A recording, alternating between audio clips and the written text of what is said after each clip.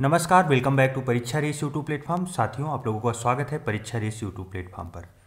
GS word coaching संस्थान द्वारा जो है यूपी पीसीएस के लिए जो टेस्ट सीरीज चलाया गया है उसका जो है आज से हम लोग आगाज करने जा रहे हैं। आज पहला जो टेस्ट पेपर इसका हुआ है फुल लेंथ का टेस्ट पेपर। इसका जो है 50 प्रश्नों का आज पहला भाग हम लोग लेके आए हैं। तो आपके कितने सही होते हैं कमेंट करके ज़रूर बताइएगा।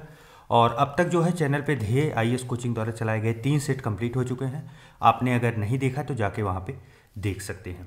और साथ में आरओ और बीओ की तैयारी करने वाले छात्र भी इसे बहुत ध्यान से देखें। चलिए शुरू करते हैं। आज का पहला प्रश्न है, वर्तमान में प्राथमिक क्षेत्र में रोजगार सृजन का प्रतिशत कितना है? प्राथमिक क्षेत्र से आप लोग वाकिफ भी होंगे। प्राथमिक क्षेत्र अर्थात एग्रीकल्चर का क्षेत्र हुआ या तो खनन या खदानों का क्षेत्र हुआ, तो ऐसे क्षेत्रों को प्राथमिक क्षेत्र कहते हैं। पूछा जा रहा है कि इसमें कितने प्रतिशत जनसंख्या जो है निर्भर है, अर्थात कितना रोजगार यहाँ पे सृजन हो रहा है। तो बताइए कितना होगा, 40, 46, 55 या 58? तो टोटल इसका जो सही जवाब होगा 58%। सही जवाब ऑप्शन नंबर डी। चलिए नेक्स्ट है, गुटेनबर्ग असंबद्धता जो है किन्हें अलग करती है? गुटेनबर्ग असंबद्धता जो है किसे अलग करती है? ऊपरी क्रस्ट और निचली क्रस्ट को, निचला क्रस्ट और मेंटल को, आंतरिक अंतरम और बाह्य अंतरम को, या फिर बाह्य अंतरम और मेंटल को? तो किसे अलग करेगी? देखिए, गुटेनबर्ग असंबद्धता जो है यह बाह्य अंतरम और मेंटल को जो है वो अलग करती है। चलिए नेक्स्ट है, पृथ्वी का औसत घनत्व कितना पाया जाता है? औसत घनत्व जो है कितना होता है पृथ्वी का? बताइए। देखिए, ये बहुत महत्वपूर्ण फैक्ट है। फैक्ट के रूप में आप लोग इसे याद भी रखिए। 5.5 जो है 5.5 औसत घनत्व होता है पृथ्वी का। चलिए नेक्स्ट है, सेन एंड्रियास भ्रंश निम्न में से किसका द्योतक है? बताइए क्या होगा सही? सेन एंड्रियास भ्रंश जो है किसका द्योतक है? प्लेट का संरक्षी किनारा जो है उसे ही सेन एंड्रियास भ्रंश कहते हैं। तो सही जवाब क्या होगा? Option number D. चलिए नेक्स्ट है, भारत में उच्च गहनता की भूकंपीय मेखला हिमालय क्षेत्र में स्थित है। देखिए, अब जहाँ तक बात हो रही भूकंप की, तो भूकंपीय हिसाब से अगर इंडिया को डिवाइड जो किया गया है तो 5 भागों में डिवाइड किया गया है। आप लोगों को पता होगा, जोन 1, 2, 3 और उसके बाद 4 + 5, और 5 जो है ये मैक्सिमम होती है और 5 में ही हिमालय का क्षेत्र आता है। तो ये बात सही है क्योंकि उच्च गहनता यहाँ पे मिलती है। दूसरा देखिए, कारण जो दिया गया है, हिमालय क्षेत्र में अनुदैर्ध्य उत्क्रम की मेखलाएं हैं। क्या ये बात सही है? तो पहली तो बात यह है कि ये बात पूरी तरीके से सही है। अब यहाँ प्रश्न आता है कि क्या ये एक दूसरे को एक्सप्लेन कर रहा है?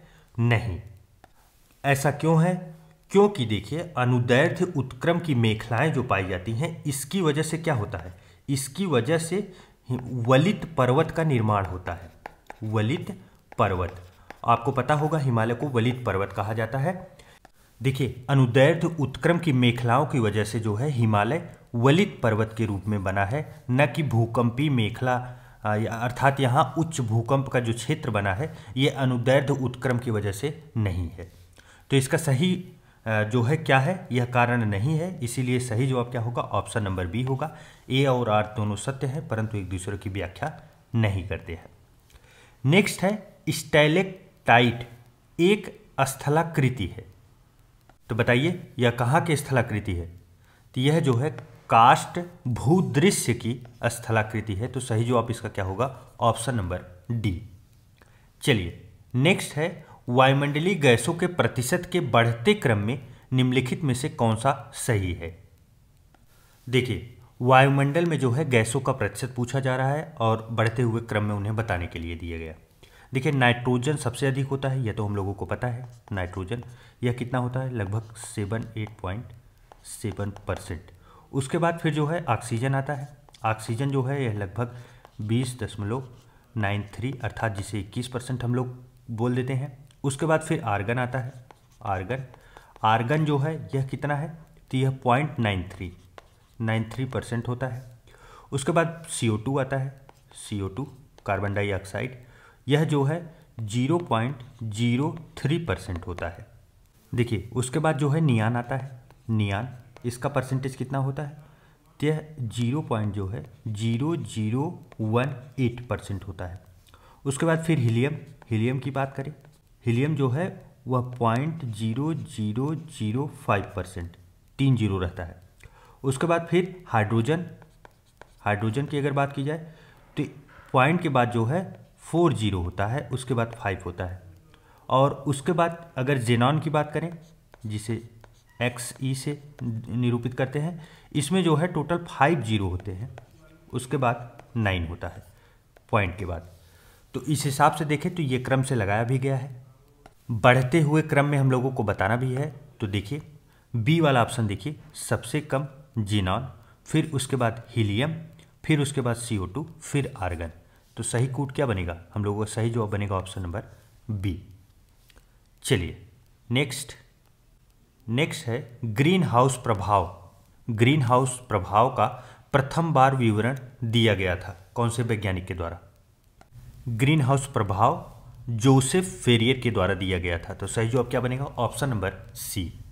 चलिए नेक्स्ट है निम्नलिखित में से कौन वायुमंडल की परतों का सही अनुक्रम है, बताइए सही अनुक्रम से परतें किसमें लगी हैं। तो देखिए सबसे पहले होता है परिवर्तन मंडल, उसके बाद समताप मंडल, फिर मध्य मंडल, फिर जो है तापमंडल। तो सही जवाब क्या बनेगा, ऑप्शन नंबर सी। चलिए नेक्स्ट है प्रकाश संश्लेषण बहु प्रक्रिया है जिसके द्वारा क्या होता है, बताइए फोटोसिंथेसिस में क्या कौन सी क्रिया होती है, विकिरण ऊर्जा जो है, विकिरण ऊर्जा अर्थात सौर की ऊर्जा जो है वह रासायनिक ऊर्जा में परिवर्तित कर दी जाती है। तो सही जवाब क्या बनेगा, ऑप्शन नंबर ए। कई बार आ चुका है टेस्ट पेपर में प्रश्न, आप लोग देख रहे होंगे, अगर टेस्ट पेपर से भी तैयारी करेंगे तब भी बहुत आसानी से ये सब प्रश्न सॉल्व किए जा सकते हैं।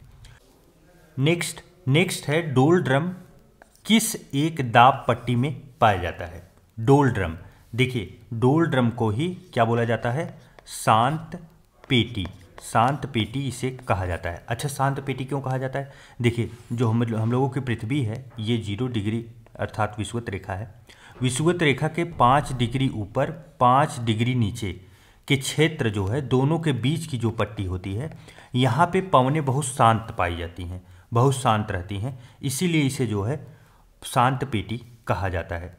तो इसका सही जवाब क्या बनेगा, विषुवत रेखा के निम्न दाब का जो क्षेत्र होता है उसे कहा जाता है डोल ड्रम।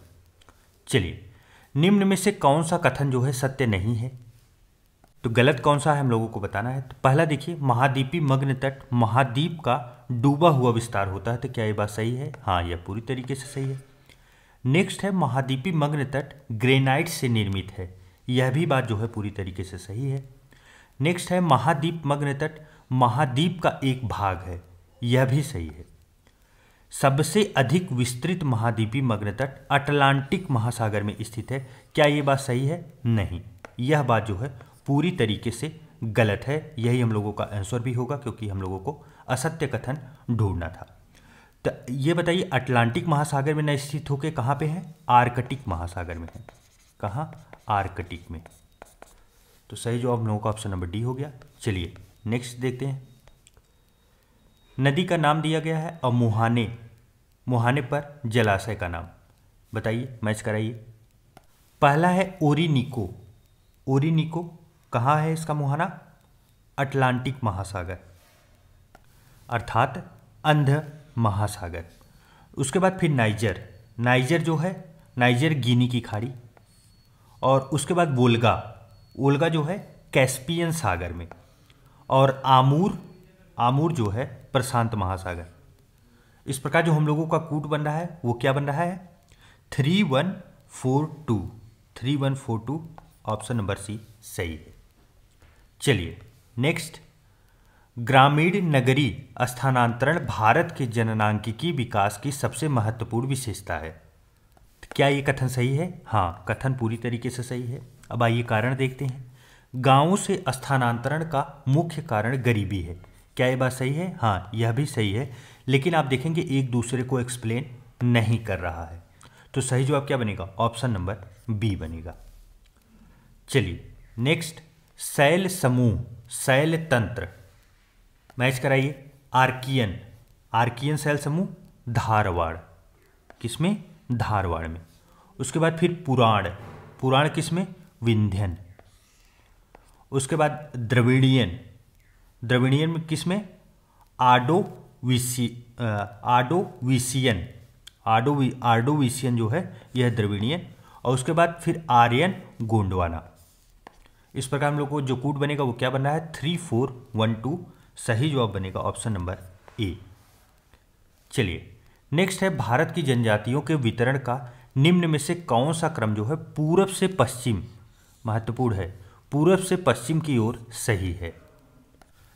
तो बताइए। देखिए पूरब से पश्चिम अर्थात सबसे पहले पूरब की बताना है फिर पश्चिम। तो सबसे पूरब में कौन सा राज्य है पहले उसे देखेंगे तो आप समझ जाएंगे इससे रिलेटेड। नागा, तो देखिए नागालैंड में पाया जाता है। नागालैंड से ज़्यादा पूरब में कोई भारत का राज्य तो हो नहीं सकता, नागालैंड ही है, क्योंकि यहाँ पे जितने ऑप्शन दिए हैं उस हिसाब से तो सबसे दूर नागालैंड ही है। तो नागालैंड वाला तो ऑप्शन बन रहा है, बाकी दो नहीं बन रहे हैं, ये तो पहले से ही कट गए। उसके बाद फिर देखिए नागालैंड में नागा होता है। फिर संथाल, संथाल जनजाति कहाँ की है? यह झारखंड की है। संथाल कहाँ की? झारखंड। और गोंडवाना, गोंडवाना जो है छत्तीसगढ़ या एमपी की होती है। तो ये तो मध्य में आ रहा है, झारखंड उससे पहले आता है। उसके बाद फिर गोंड जो है फिर यहाँ पे भी देखिए एमपी। भील, लास्ट बचा है भील।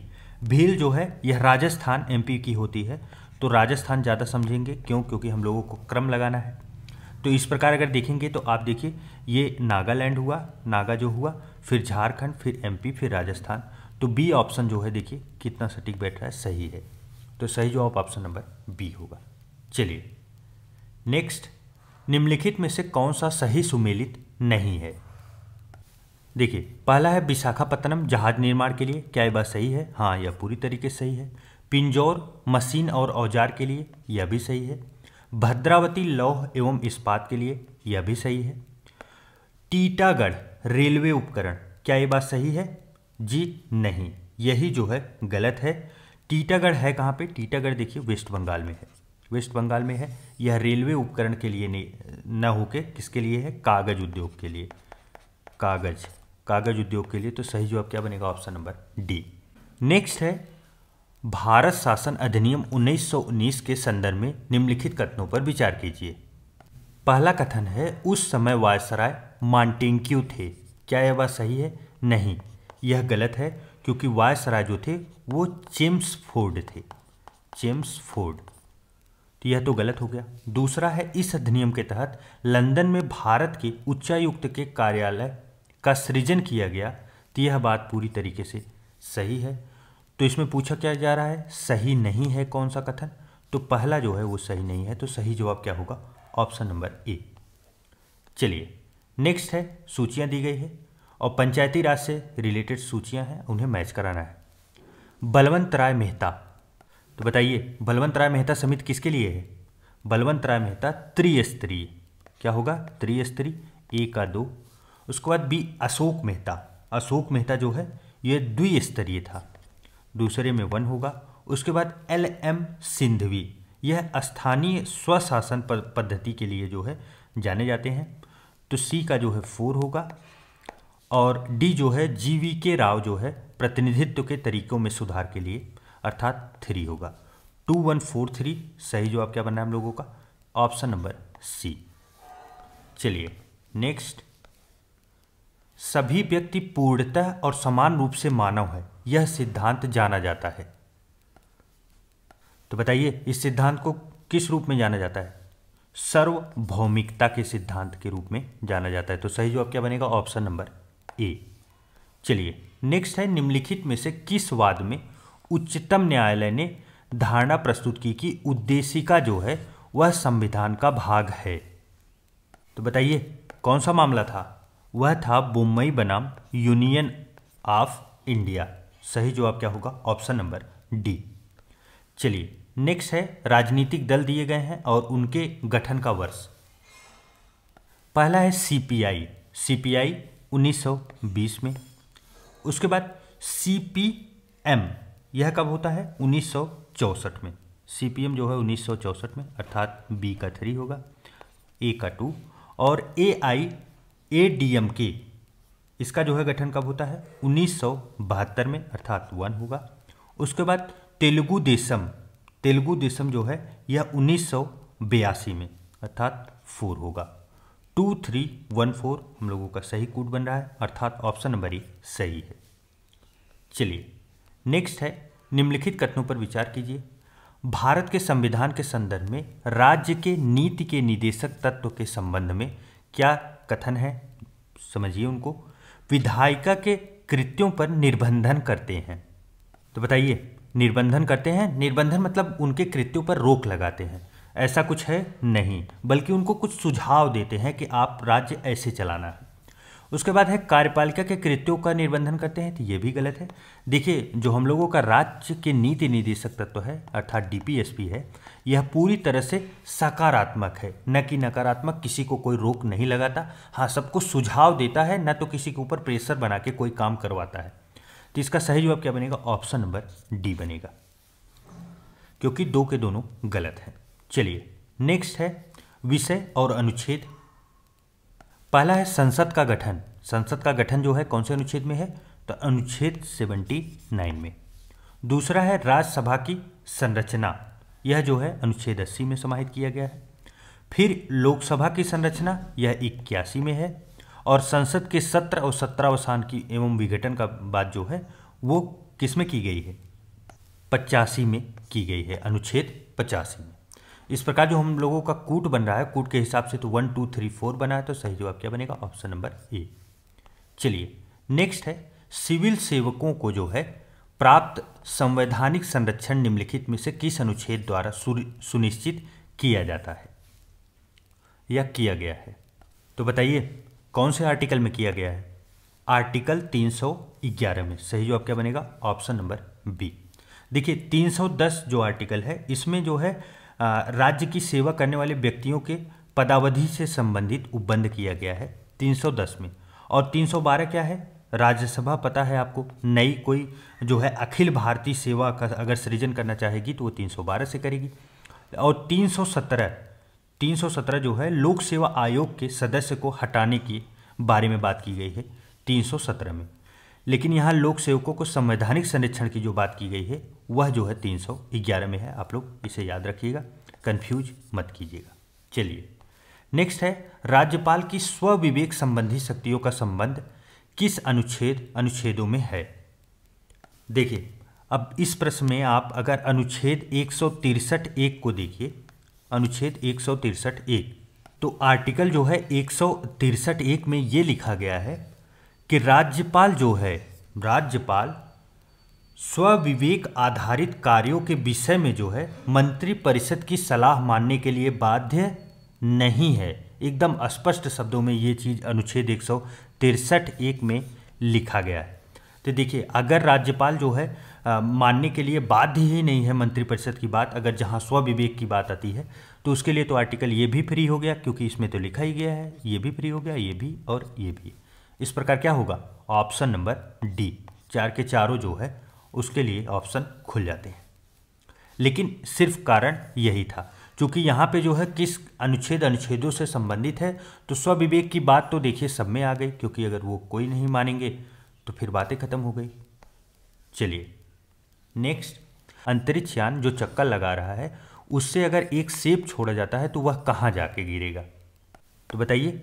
देखिए अगर वह चक्कर लगा रहा है और उससे अगर सेब छोड़ा जाएगा तो वह सेब भी जो है क्या करेगा, समान गति से चक्कर लगाएगा। तो सही जवाब क्या होगा, ऑप्शन नंबर बी।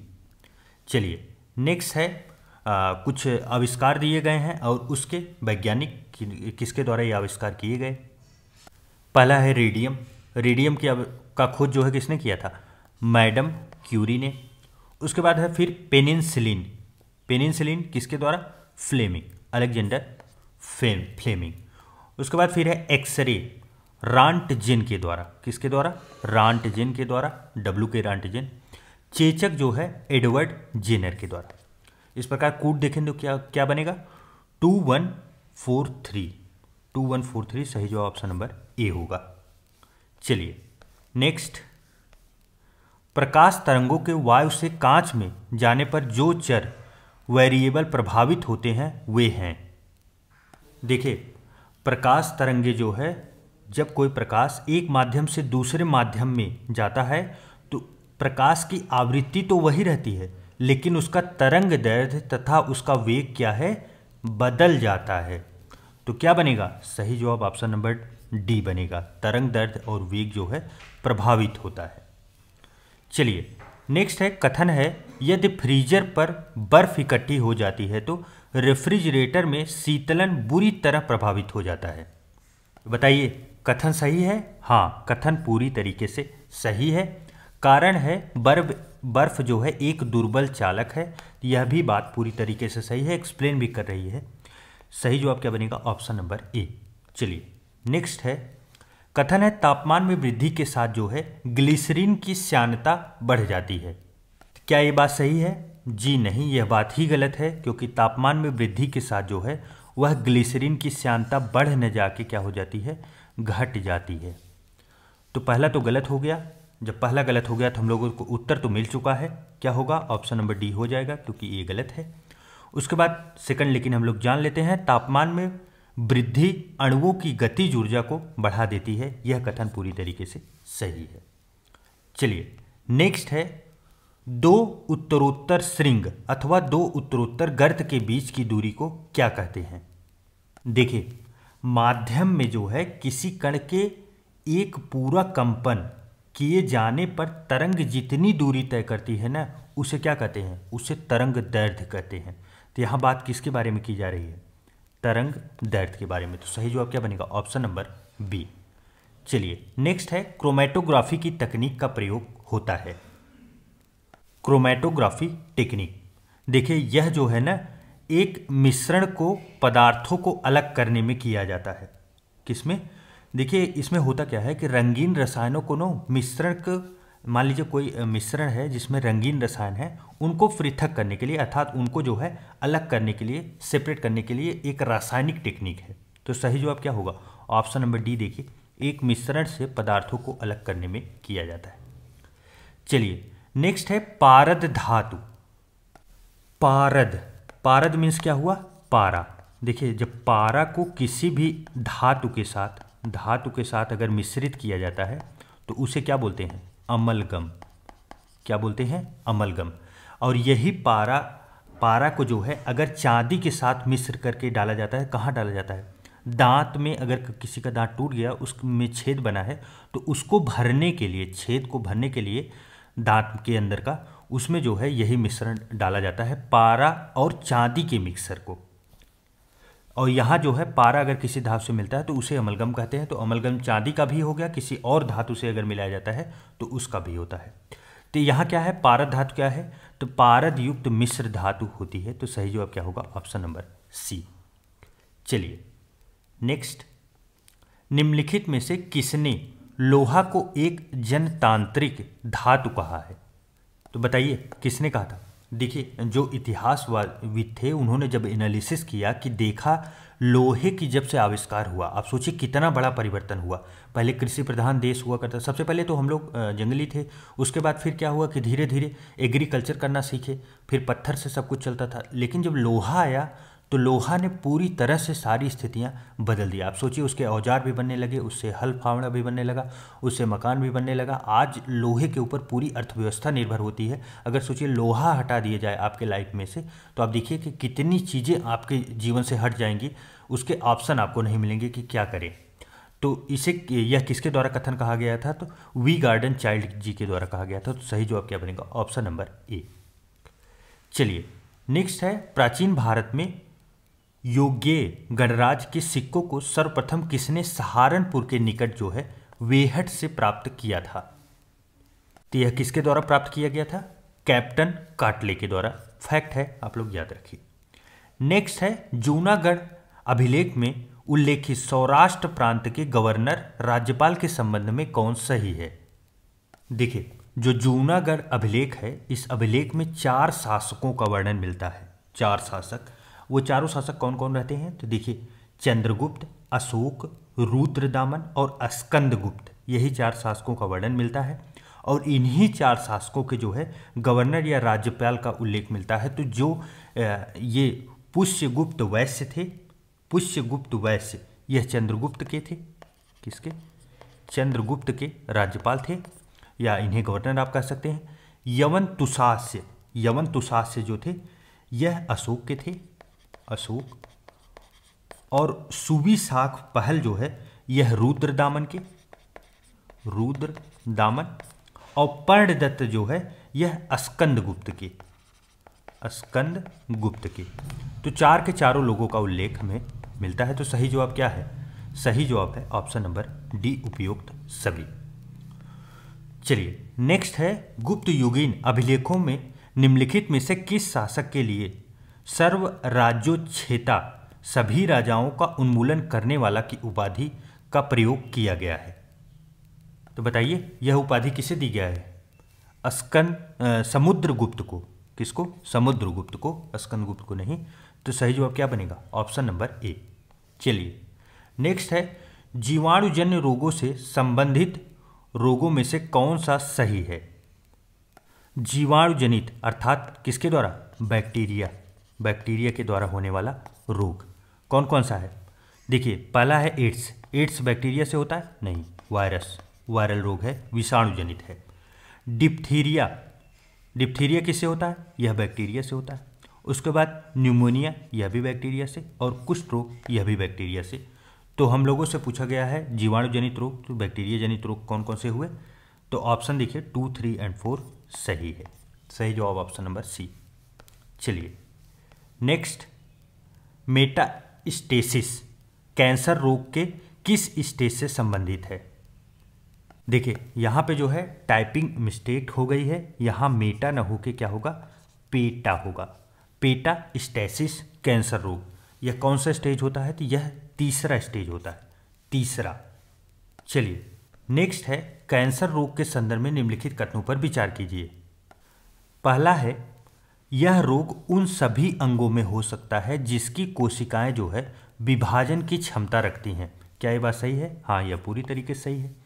नेक्स्ट है, यह एक प्रकार की संगठित ऊतक वृद्धि की बीमारी है। क्या ये सही है? नहीं, ये गलत है। संगठित न होकर बल्कि क्या होगा? असंगठित, असंगठित ऊतक, अर्थात कंट्रोल में है ही नहीं। ऊतक जो टिश्यू निकल रहे हैं वो कंट्रोल ही नहीं हो रहे हैं, अतिशयोक्त जितना चाहे उतना हो रहे हैं। इस प्रकार की बीमारी है। तो सही जवाब क्या होगा? इसमें हम लोगों से सही पूछा गया है, तो सही उत्तर ऑप्शन नंबर ए होगा, पहला सही है केवल। देखिए नेक्स्ट, आर्द्रता के बढ़ने पर वायु में ध्वनि का वेग बढ़ जाता है क्योंकि आर्द्रता बढ़ने के साथ वायु के घनत्व में कमी आती है। महत्वपूर्ण बात यही थी। तो सही जवाब क्या होगा ना? Option number B. चलिए नेक्स्ट है, निम्नलिखित कथनों पर विचार कीजिए। यांत्रिक तरंगे जिसके संचरण के लिए माध्यम की आवश्यकता नहीं होती। तो बताइए क्या ये सही है? नहीं, ये गलत है, क्योंकि यांत्रिक तरंगे जो है किसी न किसी भौतिक माध्यम में ही जो है संचरण कर सकती हैं। दूसरा है, इसके द्वारा केवल ऊर्जा तथा संवेग का संचरण होता है, द्रव्य का नहीं होता। क्या ये बात सही है? हाँ, यह बात पूरी तरीके से सही है। नेक्स्ट है, जल की तरंगे, ध्वनि की तरंगे, स्प्रिंग की तरंगे इत्यादि यांत्रिक तरंगों के उदाहरण है। हाँ, यह सभी उदाहरण है। तो सही जवाब क्या बना? हम लोगों का सही पूछा गया है, दूसरा और तीसरा सही है। तो सही जवाब ऑप्शन नंबर बी होगा। चलिए नेक्स्ट है, कैफीन जो कि एक मनोस्फूर्तिदायक या मस्तिष्क को प्रभावित करने वाली उत्तेजक औषधि है, का मुख्य स्रोत निम्न में से क्या है? तो बताइए कैफीन किस में पाया जाता है? आप लोग चाय के आदी होंगे या तो कॉफ़ी के जरूर होंगे, इसी में पाया जाता है। कॉफ़ी के फलों में और चाय की पत्तियों में कैफीन पाया जाता है। ऐसे 60 से अधिक पौधे हैं जिसके अंदर किसी न किसी भाग में, किसी के स्टेम में, किसी के पत्ते में, किसी के फल में, फूल में, फ्रूट्स में कैफीन पाया जाता है। यह मनोस्फूर्ति अर्थात मस्तिष्क को उत्तेजन करने की एक औषधि मानी जाती है। चलिए नेक्स्ट है, आयोडीन का स्रोत निम्नलिखित में से क्या है? सी अर्थात हम लोगों का समुद्र जो हुआ, यह सबसे बड़ा सोर्स है किसका? आयोडीन का। समुद्री घास, डेयरी उत्पाद विशेष रूप से दूध, यह इसमें भी आयोडीन पाया जाता है। और उसके बाद समुद्री घास तथा सी फूड, तो इसमें भी पाया जाता है। तो सही जवाब क्या होगा? सही जवाब उपरोक्त सभी होगा, क्योंकि आयोडीन सब में थोड़ी न थोड़ी मात्रा आप देखेंगे जरूर से जरूर मिलेगा, जहाँ जो यहाँ पे लिस्टिंग दी गई है। लेकिन हाँ, सबसे अधिक की बात की जाए तो सी में सबसे ज़्यादा अधिक पाया जाता है। चलिए, हेपेटाइटिस बी से प्रभावित होने वाला अंग निम्नलिखित में से कौन सा है? हेपेटाइटिस बी से क्या होता है? किसी न किसी को आप जानते होंगे जो आसपास कभी न कभी हुआ था। इसमें लीवर में सूजन आ जाती है, अर्थात यकृत को प्रभावित करने वाला एक रोग है। तो सही जवाब ऑप्शन नंबर बी होगा। चलिए, नेक्स्ट है, निम्नलिखित कथनों पर विचार कीजिए। काला अजार रोग जो है यह लिथमैनिया नामक प्रोटोजोआ परजीवी के कारण होता है। यह बात जो है पूरी तरीके से सही है। सेकंड है, इस रोग का वाहक जो है बालू मक्खी है। यह बात भी पूरी तरीके से सही है। तो सही जवाब क्या बनेगा? सही जवाब बनेगा ऑप्शन नंबर सी। दो के दोनों कथन सही है। नेक्स्ट है, प्लाज्मोडियम जो कि मलेरिया रोग का कारण है, किस प्रकार का जंतु होता है? बताइए। प्लाज्मोडियम, देखिए प्लाज्मोडियम ना एक कोशिकी प्रोटोजोआ से होने वाला रोग होता है। तो इसमें क्या होता है? लाल जो रुधिराणु होते हैं अर्थात आरबीसी तथा यकृत कोशिकाओं का अंतःपरजीवी यह रोग होता है, मलेरिया। तो सही जवाब ऑप्शन नंबर डी होगा, जो प्लाज्मोडियम प्रोटोजोआ के कारण होता है। चलिए, नेक्स्ट, ट्रिप्सिन नामक एंजाइम का स्राव निम्नलिखित में से किसके द्वारा किया जाता है? तो बताइए, किसके द्वारा किया जाता है? तो ट्रिप्सिन जो है यह अग्नाशय के द्वारा किया जाता है। अच्छा, ट्रिप्सिन का कार्य ये है ना कि प्रोटीन को पॉलीपेप्टाइड में परिवर्तित कर देता है। और अग्नाशय आप लोगों को पता होगा कि ये जो है बहिस्रावी और अंतःस्रावी दोनों प्रकार की ग्रंथि मानी जाती है। चलिए, एक और प्रश्न यहाँ देख लेते हैं। निम्नलिखित में से कौन सा एंजाइम जो है प्रोटीन के पाचन में सहायक होता है? तो बताइए। देखिए, प्रोटीन के पाचन में पेप्सिन, ट्रैप्सिन और क्रायोमोट्रिप्सिन जो है ये तीन के तीनों एंजाइम जो है सहायक होते हैं। तो सही जवाब क्या बनेगा? ऑप्शन नंबर डी बनेगा। निम्नलिखित को सुमेलित कीजिए। अब एक तरफ दो है भाग दिया गया है, संविधान का जो है एक तरफ भाग दिया गया है, दूसरी तरफ कौन से देश से लिया गया है? तो बताइए, मौलिक अधिकार कहाँ से लिया गया है? मौलिक अधिकार अमेरिका से। उसके बाद फिर जो है नीति निर्देशक सिद्धांत, दूसरा है नीति निर्देशक सिद्धांत, यह कहाँ से लिया गया है? तो यह जो है आयरलैंड से लिया गया है। फिर बात आती है आपातकाल की, तो आपातकाल जर्मनी के संविधान से, और कैबिनेट व्यवस्था जो है ब्रिटेन के संविधान से लिया गया है। इस प्रकार हम लोग जो देखेंगे कूट बनेगा 2143 सही जवाब ऑप्शन नंबर डी होगा। चलिए, नेक्स्ट है उच्च न्यायालय है। उच्च न्यायालय क्या है? उच्च न्यायालय अर्थात किसकी बात की जा रही है? हाई कोर्ट की, न कि सुप्रीम कोर्ट की। हाई कोर्ट की बात की जा रही है। तो यह क्या है? देश में एकल सामेकित न्यायिक तंत्र का एक भाग है। क्योंकि हम लोगों को पता है कि जो अधीनस्थ न्यायालय होते हैं एकदम नीचे क्या होते हैं? अधीनस्थ न्यायालय, उनके ऊपर जो है हाई कोर्ट होता है, और हाई कोर्ट के ऊपर क्या है? सुप्रीम कोर्ट होता है। चलिए, नेक्स्ट देखते हैं, राज्यों को दिए जाने वाले विशेष अनुदानों का निर्धारण किसके द्वारा किया जाता है? देखिए, अनुदानों की जहां तक बात आती है तो अनुदानों का जिक्र जो है आर्टिकल 115 और 116 में दिया गया है, और यह राष्ट्रपति की अनुमति के बाद होता है, संचित निधि में रखा जाता है। ये अनुदान जो है भारत की संचित निधि में रखे जाते हैं। तो राष्ट्रपति की अनुमति इसके लिए महत्वपूर्ण होती है और वही ही निर्धारण करते हैं। चलिए, नेक्स्ट है संविधान द्वारा मान्यता प्राप्त भाषाएं अनुसूची 8 में है। पहला फैक्ट तो ये है महत्वपूर्ण, आप लोग याद रखिए। उसके बाद सूचीबद्ध किए गए हैं। इसके अंतर्गत मैथिली, बोडो भाषाएं कब शामिल की गई, यह पूछा गया है। बताइए कब शामिल किया गया? देखिए 2004 में संशोधन करके 4 भाषाएं शामिल की गई, जिसमें से मैथिली, बोडो, एक है संथाली और एक है डोंगरी। कौन सी? डोंगरी। अच्छा, यहाँ एक फैक्ट और महत्वपूर्ण है, तो बताइए आप लोग, अनुसूची 8 में टोटल कितनी भाषाएं हैं? तो टोटल 22 भाषाएं समाहित की गई हैं। एक और इम्पॉर्टेंट बात यह है कि इंग्लिश इसमें नहीं है, आप लोग याद रखिएगा। चलिए, नेक्स्ट है भारत के सर्वोच्च न्यायालय को प्राप्त है। सर्वोच्च न्यायालय को क्या प्राप्त है बताइए। जहाँ बात आती है सर्वोच्च न्यायालय अर्थात सुप्रीम कोर्ट की, तो सुप्रीम कोर्ट के पास कौन कौन सी शक्तियाँ हैं? केवल मौलिक अधिकार है? मौलिक अधिकार तो है। परामर्श देने का अधिकार किसको? राष्ट्रपति को। 143 आप लोग याद रखिए आर्टिकल। केवल अपीली अधिकार है? अपील करने पर भी अधिकार है, तो उपरोक्त क्या होगा? सभी। Option number D. चलिए, उच्चतम न्यायालय के न्यायाधीशों को वेतन का भुगतान किया जाता है, कहाँ से किया जाएगा बताइए? भारत की जो है संचित निधि से या संसद द्वारा? देखिए, अगर संसद के द्वारा होगा तो यहाँ पे तो खतरा है। क्यों? क्योंकि संसद कुछ चीज़ें ज़बरदस्ती कराना चाहती है कि उसमें गवर्नमेंट का दबाव ना बन, कोर्ट का दबाव ना बन पाए। तो इसलिए जो है क्या किया जाएगा, अगर संसद कंट्रोल करेगी पेमेंट को तो समस्या बढ़ सकती है। इसीलिए संचित निधि से इनका जो है पेमेंट वगैरह की बात की जाती है उच्चतम न्यायालय के न्यायाधीशों को। तो सही जवाब क्या बनेगा? Option number A. हाँ, इसका लेखा जोखा रखने के लिए नियंत्रक महालेखा परीक्षक की नियुक्ति की जाती है, वही इसका लेखा जोखा रखते हैं। एक चीज़ और याद रखिए कि यहाँ पे जो है ना राष्ट्रपति, जो हम लोगों के प्रेसिडेंट हैं, उनका भी वेतन यहीं से भारित होता है।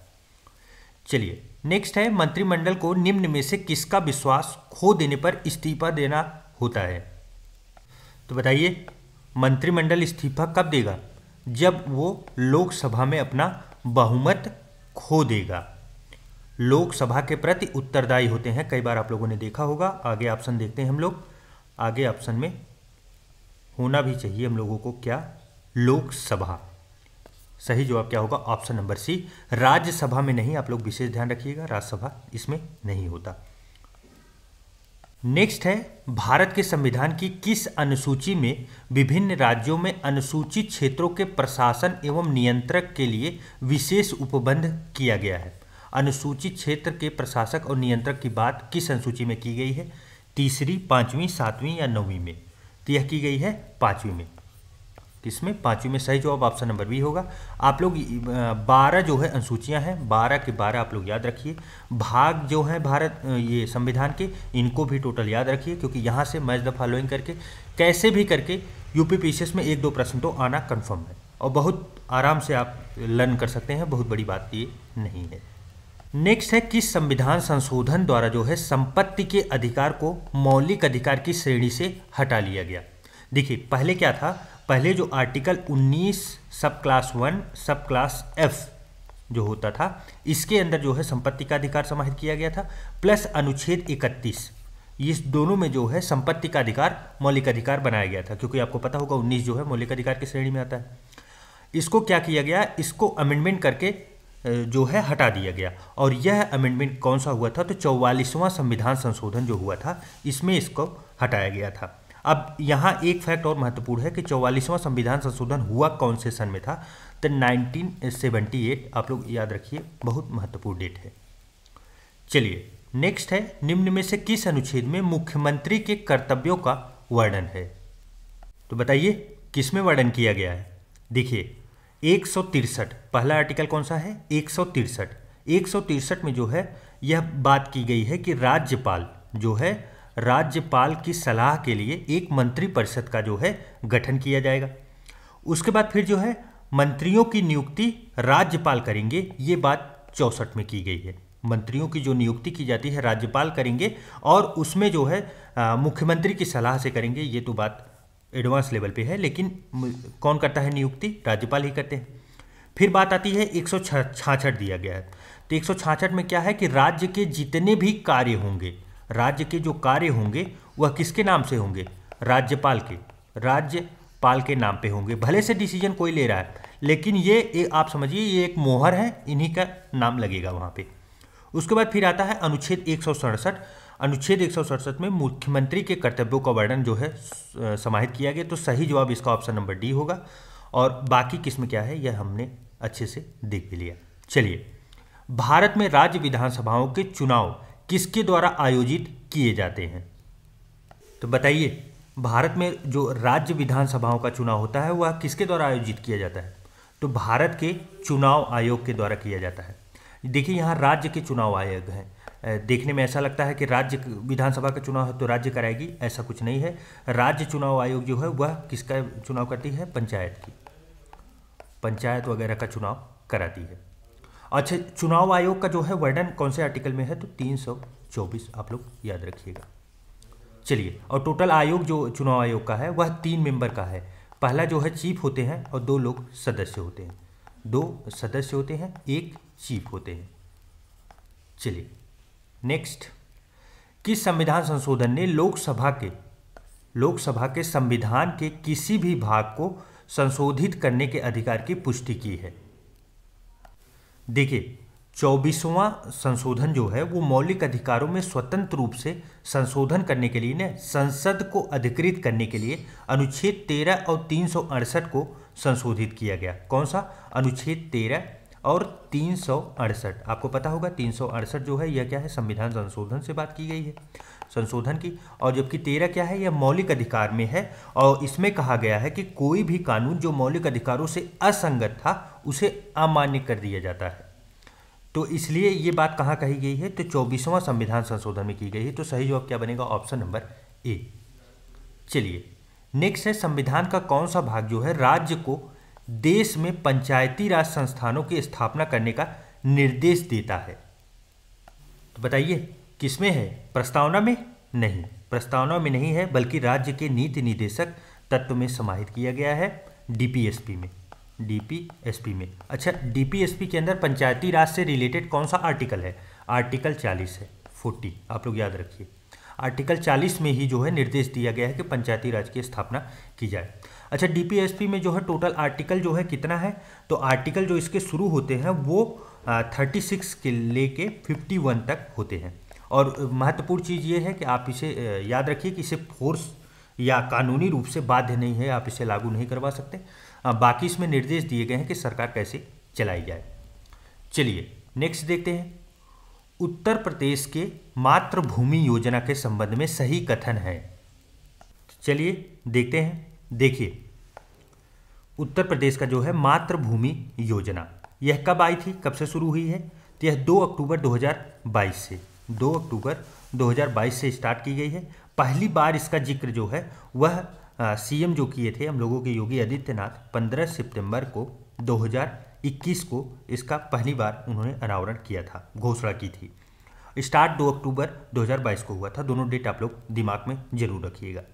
अब इसमें कहा क्या गया है कि ग्रामीण बुनियादी ढांचे के विकास से संबंधित है, तो यह बात पूरी तरीके से सही है। अब कैसे विकास होगा, कौन सा बुनियादी ढांचा, तो बुनियादी ढांचे में आप समझिए जैसे स्वास्थ्य केंद्र, आंगनबाड़ी, पुस्तकालय, स्टेडियम, व्यायामशाला, ओपन जिम जो है, पशु नस्ल सुधार केंद्र, अग्निशामक केंद्र, ऐसे बुनियादी ढांचे का विकास किया जाएगा गांव में।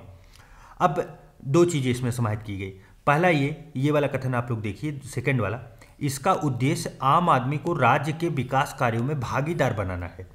परियोजना की कुल लागत जो है 50% राज्य वहन करेगी, जबकि शेष 50% योगदान जो है इच्छुक लोगों द्वारा किया जाएगा। जैसे गांव के कोई इच्छुक लोग हैं, वो चाहते हैं तो 50% वो देंगे, 50% गवर्नमेंट राज्य सरकार देगी। उसके बाद इंफ्रास्ट्रक्चर कंप्लीट हो जाएगा। अच्छा, तो जो इच्छुक लोग हैं वो अगर पैसा देंगे तो उनको क्या मिलेगा, उनको ये मिलेगा कि उनके रिलेशन के कोई हैं या उनके दादा हैं, पिताजी हैं, तो उनका नाम उसके ऊपर लिखने का पूरा सुनहरा मौका मिलेगा कि आप उनका नाम चला के यूज कर सकते हैं कि इनकी वजह से हुआ, तो उनको एक वेटेज मिल रहा है। तो यह होता है इसमें सेकंड वाला पार्ट। तीसरा देखिए, संपूर्ण उत्तर प्रदेश के बुनियादी ढांचों के विकास से संबंधित है, तो संपूर्ण यूपी का जो है बुनियादी ढांचा विकास हो जाएगा, ऐसा कोई इसमें बात नहीं की गई है, क्योंकि बुनियादी ढांचा तो बहुत कुछ है, प्राइमरी विद्यालय है, बहुत कुछ बनवाना है गवर्नमेंट को, तो वो सब चीज़ें तो नहीं है। किसानों को उनके खेतों में उपज को बढ़ाने से संबंधित है, तो इससे रिलेटेड कोई ही नहीं है। तो सही जवाब क्या बनेगा इसका, 1 और 2, सही जवाब ऑप्शन नंबर बी होगा। चलिए नेक्स्ट है, उत्तर प्रदेश के वित्तीय वर्ष 2022-23 के बजट का जो है आकार 6,15,518.97 करोड़ रुपए है। बजट के संबंध में निम्न कथनों में से कौन से सही है? पहली चीज़ ये कि ये बजट जो है आप लोग याद रखिए, और चूंकि अभी अपडेटेड आने वाला है, जनवरी फरवरी में फिर से नया अपडेट आ जाएगा, लेकिन अभी तक के हिसाब से जिसकी परीक्षाएं हैं वो जरूर से जरूर याद रखें। एग्जैक्ट डेट पूछा जाता है। आपको बता दें, पॉइंट के बाद के जो 9-7 डिजिट है ना, यहाँ तक भी प्रश्न बनाए गए हैं। तो अब देखते हैं इसमें जो है कथन क्या क्या दिया गया है। यह राज्य का अब तक का सबसे बड़ा बजट है। तो देखिए जो लेटेस्ट आएगा वह हमेशा सबसे बड़ा रहेगा, ये बात तो सही है। दूसरा है यह 26 मई 2022 को संसदीय कार्य एवं वित्त मंत्री सुरेश खन्ना द्वारा जो है प्रस्तुत किया गया, यह फैक्ट भी सही है। नेक्स्ट है वर्ष 2022-23 के लिए राजकोषीय घाटा सकल घरेलू उत्पाद का 3.96% अनुमानित है, यह बात भी पूरी तरह से सही है। और बजट में जो है 39,181.10 करोड़ रुपए की नई योजनाओं को शामिल किया गया है, तो यह भी बात पूरी तरीके से सही है। तो क्या होगा, उपरोक्त सभी होगा, अर्थात 1 2 3 4 सभी सही है। चलिए नेक्स्ट है उत्तर प्रदेश सरकार द्वारा शुरू की गई भाग्य लक्ष्मी योजना के अंतर्गत बेटी का जन्म होने पर माता पिता व बेटी को कितनी धनराशि देने का प्रावधान है। तो बताइए कितनी धनराशि देने का प्रावधान है। तो देखिए बेटी को जो है 50,000 रुपये और माता पिता को 5100 रुपये देने का प्रावधान किया गया है। तो सही जवाब क्या होगा, ऑप्शन नंबर सी। और यह 50,000 क्यों दिया रहा है, शिक्षा के लिए प्लस शादी के लिए, सारी रकम जो है इसी के लिए दी जा रही है ताकि बेटियां जो है आगे बढ़ें। अच्छा, इसमें एक स्लैब बनाया गया है कि 2 लाख रुपए जिसकी वार्षिक इनकम हो वही इसमें शामिल हो सकते हैं, और प्लस जो है बेटी का जन्म 2006 के पहले ना हुआ हो, उसके बाद हुआ। चलिए नेक्स्ट देखते हैं अंतर्राष्ट्रीय सहकारिता दिवस 2022 की थीम के संबंध में निम्नलिखित कथनों पर विचार कीजिए। पहला है इस वर्ष सहकारिता दिवस की थीम है सहकारिता एक बेहतर विश्व का निर्माण करती है, यह बात पूरी तरह सही है। नेक्स्ट है भारत ने सहकारिता के माध्यम से आत्मनिर्भर भारत और बेहतरीन जो है विश्व का निर्माण विषय के तहत यह सहकारिता दिवस मनाया, तो यह बात भी पूरी तरीके से सही है। तो क्या होगा, सही पूछा भी गया है, तो सही जवाब ऑप्शन नंबर सी होगा, पहला और दूसरा। चलिए नेक्स्ट है जल जीवन मिशन के संबंध में निम्नलिखित कथनों पर विचार कीजिए। चलिए पहला है 2024 तक कार्यात्मक घरेलू नल कनेक्शन जो है के माध्यम से प्रत्येक ग्रामीण परिवार को प्रति व्यक्ति प्रतिदिन 55 लीटर पानी की आपूर्ति का लक्ष्य रखा गया है। तो क्या ये बात सही है, हाँ, यह पूरी तरीके से बात जो है सही कही गई है। दूसरा है इस मिशन के लिए नोडल मंत्रालय आवास और शहरी मामलों का मंत्रालय है। तो क्या ये बात सही है, नहीं, ये गलत है, क्योंकि जल शक्ति मंत्रालय हम लोगों की वैसे भी काफ़ी मशहूर मंत्रालय है, तो वह खुद ही ऐसा कार्य कर सकता है, उसके लिए किसी दूसरे मंत्रालय की आवश्यकता नहीं है। तीसरा है केंद्र और राज्यों के बीच जो है फंड शेयरिंग पैटर्न जो है हिमालय और उत्तर पूर्वी राज्यों के लिए 100% तथा अन्य राज्यों के लिए 50% है, तो ये बात गलत कही गई है। देखिए फंडिंग कैसे होता है आपको बता दें, अगर हिमालय के राज्य हैं जो अर्थात यार पहाड़ी राज्य हुए, उनमें 90:10 रेशियो चलता है। 90:10 अर्थात 90 जो है ये सेंट्रल गवर्नमेंट देगी और 10% राज्य देगी, राज्य। उसके बाद दूसरा कंडीशन आता है कि ऐसे राज्य जो हम लोगों के यूपी की तरह है, तो ये जो है 50-50 बात होती है यहाँ पे, क्योंकि ये प्लेन राज्य होते हैं। और उसके बाद तीसरा जो आता है वो आता है यूटी, यूनियन टेरिटरी, जिसमें जो है केंद्र सेंट्रल पूरा 100% पैसा देती है। तो इस प्रकार से फंडिंग चलती है। आप देखेंगे मैक्सिमम योजनाओं में ऐसे ही फंडिंग आपको देखने को मिलेगी। नेक्स्ट है 2020 में ग्रामीण क्षेत्रों में जो है 100% FHTCs सफलतापूर्वक प्रदान करके गोवा जो है देश का पहला हर घर जल वाला राज्य बन गया, यह बात पूरी तरीके से सही है। तो देखिए दूसरा और तीसरा तो गलत हो गया, पहला और चौथा सही है। इस प्रकार हम लोगों का सही जवाब क्या बनेगा, ऑप्शन नंबर ए। चलिए नेक्स्ट है 2021-22 में कृषि और संबद्ध क्षेत्रों में वृद्धि का अनुमान कितने प्रतिशत है। तो बताइए कितना अनुमान लगाया गया है, 3.9% अनुमान लगाया गया, अर्थात ऑप्शन नंबर बी सही है। चलिए नेक्स्ट है देश के लिए राष्ट्रीय आय का पहला अनुमान किसने तैयार किया था। राष्ट्रीय आय तो सब जानते हैं कौन, दादा भाई नौरोजी, इनके द्वारा ही सबसे पहला अनुमान लगाया गया था। चलिए नेक्स्ट देखते हैं। नेक्स्ट है मुद्रास्फीति में नियंत्रण किया जाता है। तो बताइए, देखिए मुद्रास्फीति की बात हो रही है, अर्थात किसकी, महंगाई की बात हो रही है। अगर महंगाई को नियंत्रित, महंगाई कैसे हो गई, मान लीजिए क्या हुआ, मार्केट में हम लोग बैठे हैं, हम लोगों के पास पैसा अधिक आ गया, पैसा अधिक आ गया तो वस्तुएं क्या होंगी, वस्तुएं महंगी हो जाएंगी। क्यों? क्योंकि किसी वस्तु के लिए कोई 10 रुपये देना चाहता है तो 100 रुपये देने के लिए तैयार है, क्योंकि सबके जेब में पैसे हैं, तो महंगाई बढ़ गई। तो इसको कंट्रोल कैसे किया जाएगा? प्रत्यक्ष करों में वृद्धि करके। प्रत्यक्ष मतलब डायरेक्ट टैक्स जो लगाए जाते हैं, हाँ डायरेक्ट टैक्स लगेगा तो हम लोगों की जेब से पैसे चले जाएंगे, तो इससे तो होगा। सार्वजनिक ऋणों में वृद्धि करके, सार्वजनिक ऋण जो है अगर उसमें वृद्धि किया जाएगा तो इससे भी जो है होगा, सही बात है। नेक्स्ट है सार्वजनिक व्यय में वृद्धि के द्वारा। तो देखिए सार्वजनिक योजनाओं में अगर गवर्नमेंट व्यय करेगी, ज़्यादा पैसे देगी, तो हम लोगों के पास पैसे ऑलरेडी है और पैसे आने लगे, ये तो गलत हो गया। ज़्यादा पैसे हम लोगों के पास आएंगे तो महंगाई बढ़ेगी। नेक्स्ट है बैंक दर में वृद्धि के द्वारा। बैंक दर में अगर वृद्धि कर दिया गया तो बैंक क्या करेंगे, बैंक पैसे और अधिक टैक्स अपना और बढ़ा लेंगे, और बढ़ाएंगे तो बाहर जो मार्केट में जो आपका टैक्स लग रहा है वो आप चाहे लोन लेने जाएं चाहे कुछ भी करने जाएं तो आपको पता चला और ज़्यादा महंगा पड़ने लगा, आपको पैसे कम मिल रहे हैं जबकि टैक्स ज़्यादा भरना पड़ेगा, तो मार्केट से पैसे गायब होना शुरू हो जाएंगे, तो ये भी सही है। तो इस प्रकार देखें तो अगर मुद्रास्फीति को नियंत्रित करना है अर्थात महंगाई को नियंत्रित करना है तो 3 उपाय इसमें सही हैं। पहला सही है, दूसरा सही है और चौथा सही है। पहला, दूसरा और चौथा ऑप्शन नंबर बी में है, तो सही जवाब क्या होगा, ऑप्शन नंबर बी। चलिए नेक्स्ट है, जब कोई देश अपनी मुद्रा में अवमूल्यन करता है तो उसका प्रभाव क्या होता है? तो बताइए अवमूल्यन से क्या होगा?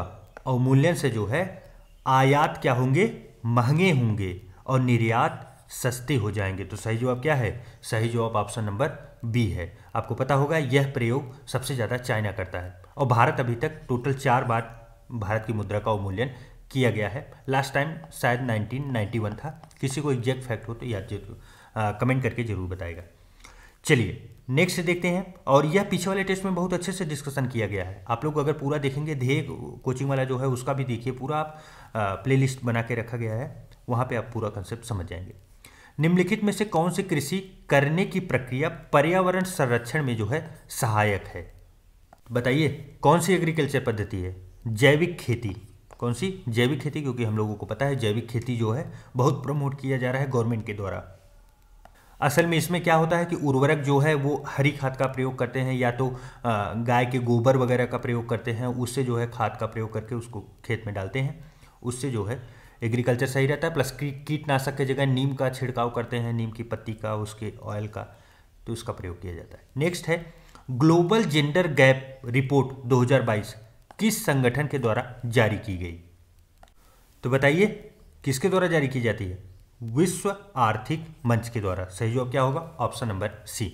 अच्छा, भारत की रैंकिंग कितनी है बताइए? 135 भारत की रैंकिंग। आप लोग बोला करिए, वहीं से बोला करिए, भले से मैं सुन नहीं पा रहा हूँ लेकिन आप लोग जरूर से जरूर बोला करिए। बोलने से आप लोग क्या होगा कि जो अंदर है वो निकलेगा, तो सही आउटपुट आना जरूरी होता है। 145 जो है टोटल, 5 नहीं है 146 है टोटल जो है देश हैं, उसमें से भारत जो है 135वें स्थान पे है। सोचना चाहिए हम लोगों को।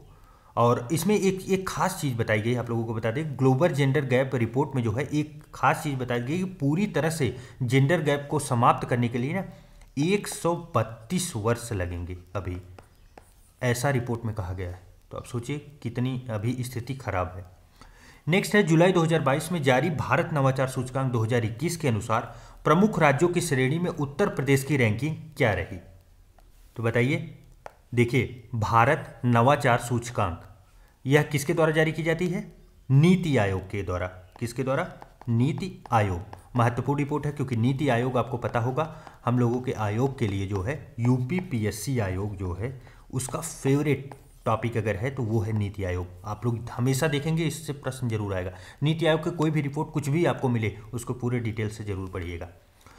इसमें जो है प्रथम रैंक कौन था नवाचार सूचकांक में? तो प्रथम रैंक जो था वो कर्नाटक का था। किसका? कर्नाटका का था। उसके बाद जो है यूपी कौन से स्थान पे था? तो सातवें स्थान पे उत्तर प्रदेश था। आप लोग इसे याद रखिएगा फैक्ट के रूप में।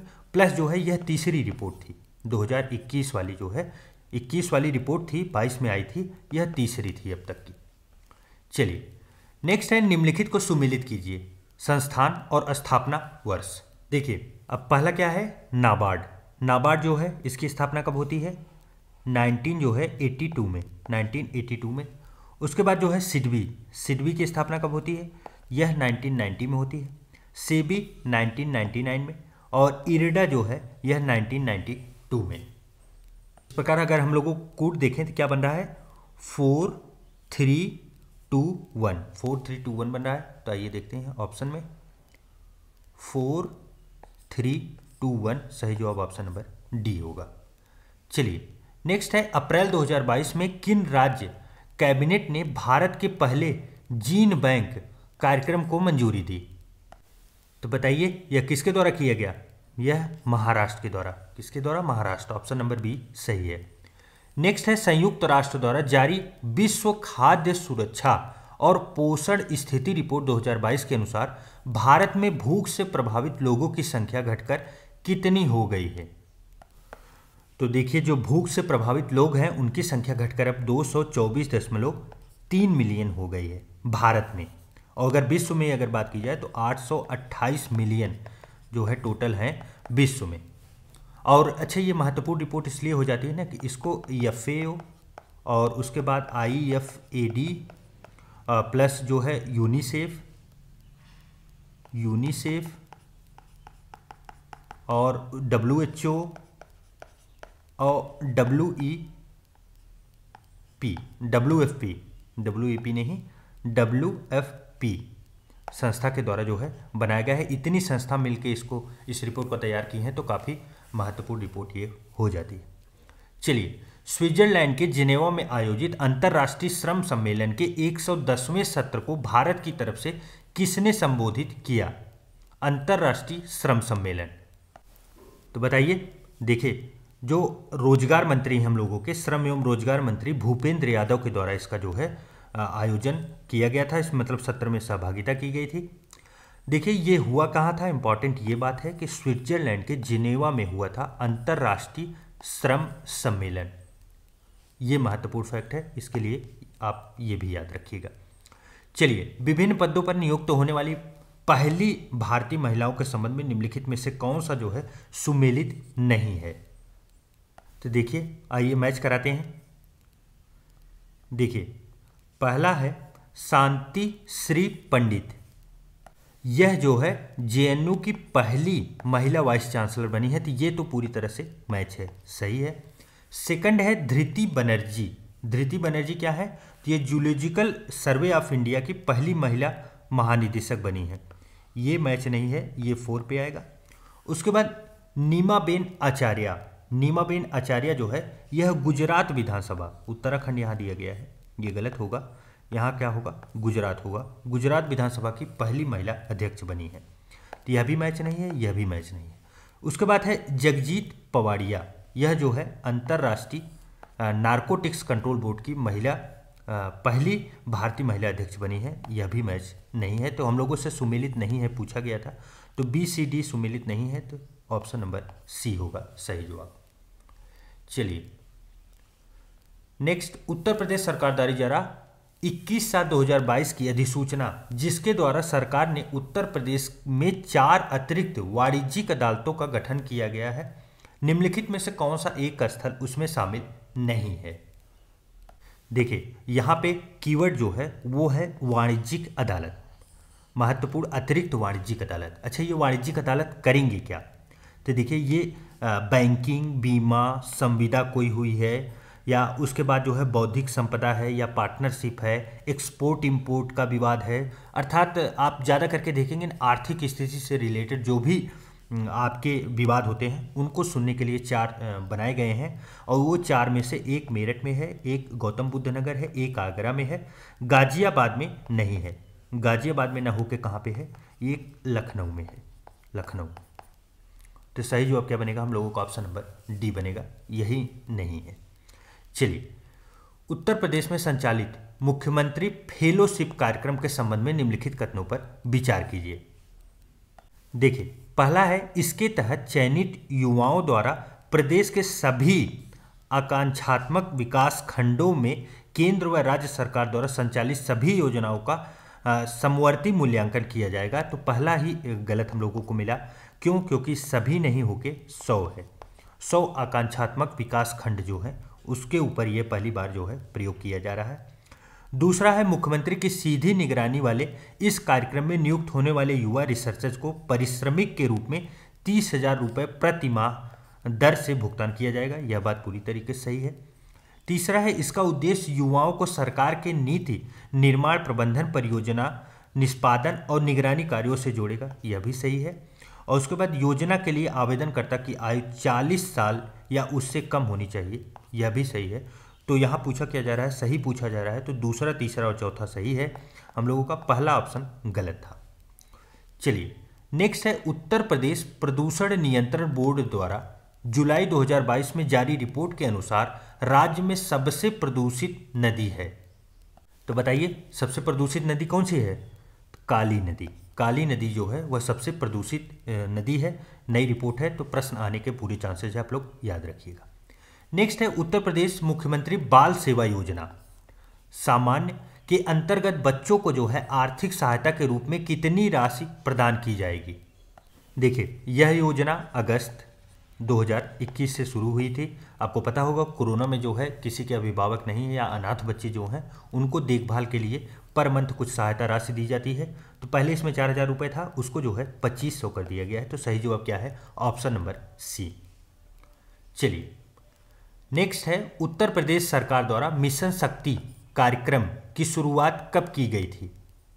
तो बताइए कब शुरू की गई थी? अक्टूबर 2020 में, क्षमा कीजिएगा, अक्टूबर 2020 में। अच्छा यह जो है किससे रिलेटेड है?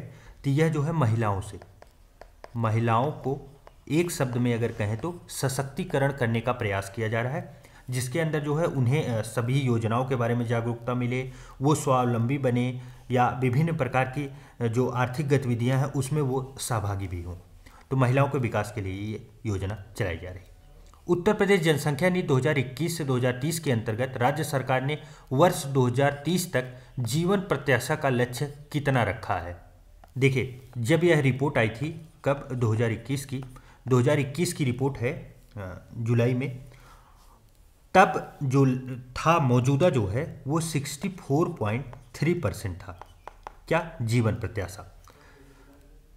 परसेंट में नहीं है, क्षमा कीजिएगा, 64.3 वर्ष है जीवन प्रत्याशा। अब इसको बढ़ा के क्या कर दिया गया? इसको 2026 तक टारगेट किया गया है। पहले तो आप लोग ये जानिए 2026 तक टारगेट करके इसको 66 वर्ष किया गया है, 66 वर्ष। और उसके बाद जो है 2030 में जो टारगेट रखा गया है 2030 में वह 69 वर्ष है। कौन सा है? 69 वर्ष टारगेट रखा गया है कि इतना जीवन प्रत्याशा होनी चाहिए। उत्तर प्रदेश सरकार का ये लक्ष्य है। तो सही जवाब क्या बनेगा? Option number D. चलिए नेक्स्ट है भारत सरकार के केंद्रीय मत्स्य पालन, पशुपालन और डेयरी मंत्री पुरुषोत्तम रूपाला ने उत्तर प्रदेश राज्य में कहां से रिवर रैंचिंग नदी पशुपालन कार्यक्रम का शुभारंभ किया? तो बताइए कहां से किया गया? तो यह ब्रिज घाट गढ़मुक्तेश्वर से किया गया है इसका शुरुआत। और नदी पशुपालन आप समझ सकते हैं इस शब्द से ही, क्योंकि नदी में क्या पशुपालन होगा? मछलियों का पशुपालन होगा, जिससे आर्थिक स्थिति बढ़ाई जाए। ये वगैरह वगैरह कार्य किए जाएंगे। नेक्स्ट है उज्बेकिस्तान में संपन्न संघाई जो है सहयोग संगठन महत्वपूर्ण है। पहली चीज़ तो यही फैक्ट लाइन आप लोग याद रखिए, उज्बेकिस्तान में हुआ संघाई सहयोग संगठन शिखर सम्मेलन 2022 में भारत के किस शहर को SOP की ओर से वर्ष 2022-23 के लिए जो है पहली सांस्कृतिक और पर्यटन राजधानी घोषित किया गया? तो बताइए किसको किया गया? देखिए यह जितनी बार भी मैं फैक्ट पढ़ रहा हूँ उतनी बार मैं इसको बता रहा हूँ कि ये वेरी वेरी इंपॉर्टेंट पे आप लोग याद रखिए, क्योंकि अंतर्राष्ट्रीय लेवल पे अगर यूपी का कोई डिस्ट्रिक्ट आता है तो बहुत महत्वपूर्ण बनेगा। वो है वाराणसी। वाराणसी को जो है संघाई सहयोग संगठन के द्वारा पहला आप लोग जानते होंगे, पहला सांस्कृतिक और पर्यटन राजधानी बनाया गया। चलिए नेक्स्ट है केंद्रीय संस्कृति मंत्रालय ने हाल ही में उत्तर प्रदेश के किस शहर में भारतीय विरासत संस्थान स्थापित करने का निर्णय लिया है? तो बताइए कहाँ स्थापित होगा? यह होगा नोएडा में। सही जवाब क्या है? Option number C. चलिए नेक्स्ट देखते हैं। रिजर्व बैंक ऑफ इंडिया द्वारा 30 सितंबर को जारी मौद्रिक नीति समीक्षा में रेपो रेट में 50 बेसिक पॉइंट बढ़ाया, जिसके बाद यह 3 साल के उच्च स्तर पर पहुंचकर कितना हो गया है? तो बताइए कितना हो गया है? ये 5.9% हो गया है। तो सही जवाब क्या बनेगा? Option number D. चलिए नेक्स्ट है खाद्य श्रृंखला के संबंध में निम्नलिखित में से कौन सा जो है सही है। तो देखिए पहले घास होती है, घास को टिड्डा खाता है, टिड्डा को चूहा खाता है, चूहा को सांप खाता है, सांप को बाज खाता है। तो इस प्रकार क्या हुआ? सही है ये? हाँ, यह पूरी तरीके से सही है। तो सही जवाब क्या बनेगा? Option number A. चलिए पारिस्थितिकी तंत्र के संबंध में निम्नलिखित कथनों पर विचार कीजिए। देखिए पारिस्थितिकी तंत्र के बारे में पूछा गया है। एक रूप से दूसरे रूप में ऊर्जा के स्थानांतरण होने पर ऊर्जा का हमेशा क्षय होता है। ये बात सही है क्योंकि हम लोग 10% का रूल जानते हैं कि 10% ही ऊर्जा एक स्थान से दूसरे स्थान में ट्रांसफ़र हो पाती है। मतलब एक एटमॉस्फेयर से या खाद्य श्रृंखला से दूसरे खाद्य श्रृंखला में जाने में 10% ही मिलती है, 90% ह्रास होता है। दूसरा है खाद्य श्रृंखला में जैसे ही हम ऊपर की ओर बढ़ते हैं तो प्रत्येक स्तर पर लगभग 10% बायोमास की हानि होती है। ये गलत दिया गया है, इसी के बारे में हम लोग बात कर रहे थे। 10% हानि जो है 90% का होता है और पहुंचता सिर्फ 10% है। उसके बाद तीसरा देखिए पारिस्थितिकी पारितंत्र अनुक्रम की प्रक्रिया में एक क्षेत्र में रहने वाले पादप और जंतु प्रजातियों के समुदाय समय के साथ साथ अलग अलग समुदायों की एक श्रृंखला द्वारा प्रतिस्थापित होते हैं।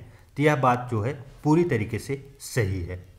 तीसरी है पारितंत्रिक जो है निकेत में वे सभी भौतिक, रासायनिक और जैव दशाएं शामिल होती हैं जो कि प्राकृतिक वास में रहने के लिए जरूरी होती हैं।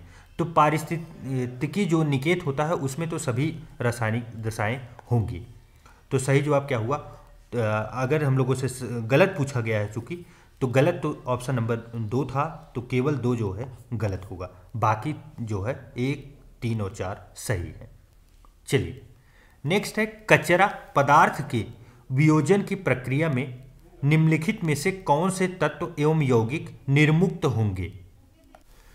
तो बताइए अगर मान लीजिए कोई कचरा है, कचरा को उसको वियोजित अर्थात उसे समाप्त करने के लिए प्रक्रिया चलाई जा रही है, जलाया जा रहा है या किसी भी तरीके से, तो कौन से तत्व विमुक्त होंगे। तो देखिए ऐसे प्रश्नों को सॉल्व करने के लिए सिंपल सा ट्रिक है, जितने केमिकल हैं सब रिलीज होंगे। ऐसा क्यों है? क्योंकि कचरा में एक चीज़ तो है नहीं, जितने प्रकार की चीज़ें उतने प्रकार का केमिकल, और कितनी भी एसिड लिख दी जाए, कितनी भी गैसें लिख दी जाए, आप उपरोक्त सभी लगाइए क्योंकि कचरे में सब मिलती हैं। नेक्स्ट देखिए पर्यावरण प्रभाव आकलन EIA के संबंध में निम्नलिखित में से कौन सा सही नहीं है।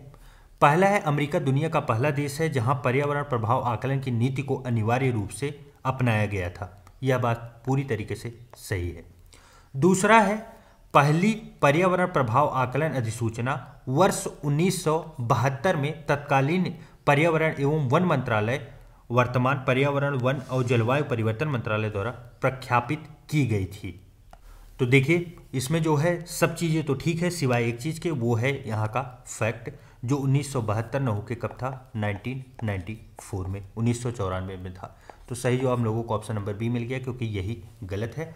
बाकी भारत में पर्यावरण प्रभाव आकलन संबंधी प्रक्रिया को पर्यावरण संरक्षण अधिनियम 1986 के द्वारा वैधानिक रूप से समर्थन प्राप्त है, यह सही है। और पर्यावरण प्रभाव आकलन जो है अधिसूचना 2020 का मसौदा वर्ष 2006 के अधिसूचना का स्थान लेगी। चलिए नेक्स्ट पारिस्थितिकी तंत्र अर्थात इकोसिस्टम शब्द पहली बार किसके द्वारा दिया गया था? बहुत बार आ चुका है, रिपीटेड प्रश्न है, एजी टास्ले के द्वारा। किसके द्वारा? एजी टास्ले। पहली बार कब आया था? 1935 में, 1935 में। चलिए नेक्स्ट है 15वीं विश्व वानिकी कांग्रेस के संबंध में निम्नलिखित कथनों पर विचार कीजिए।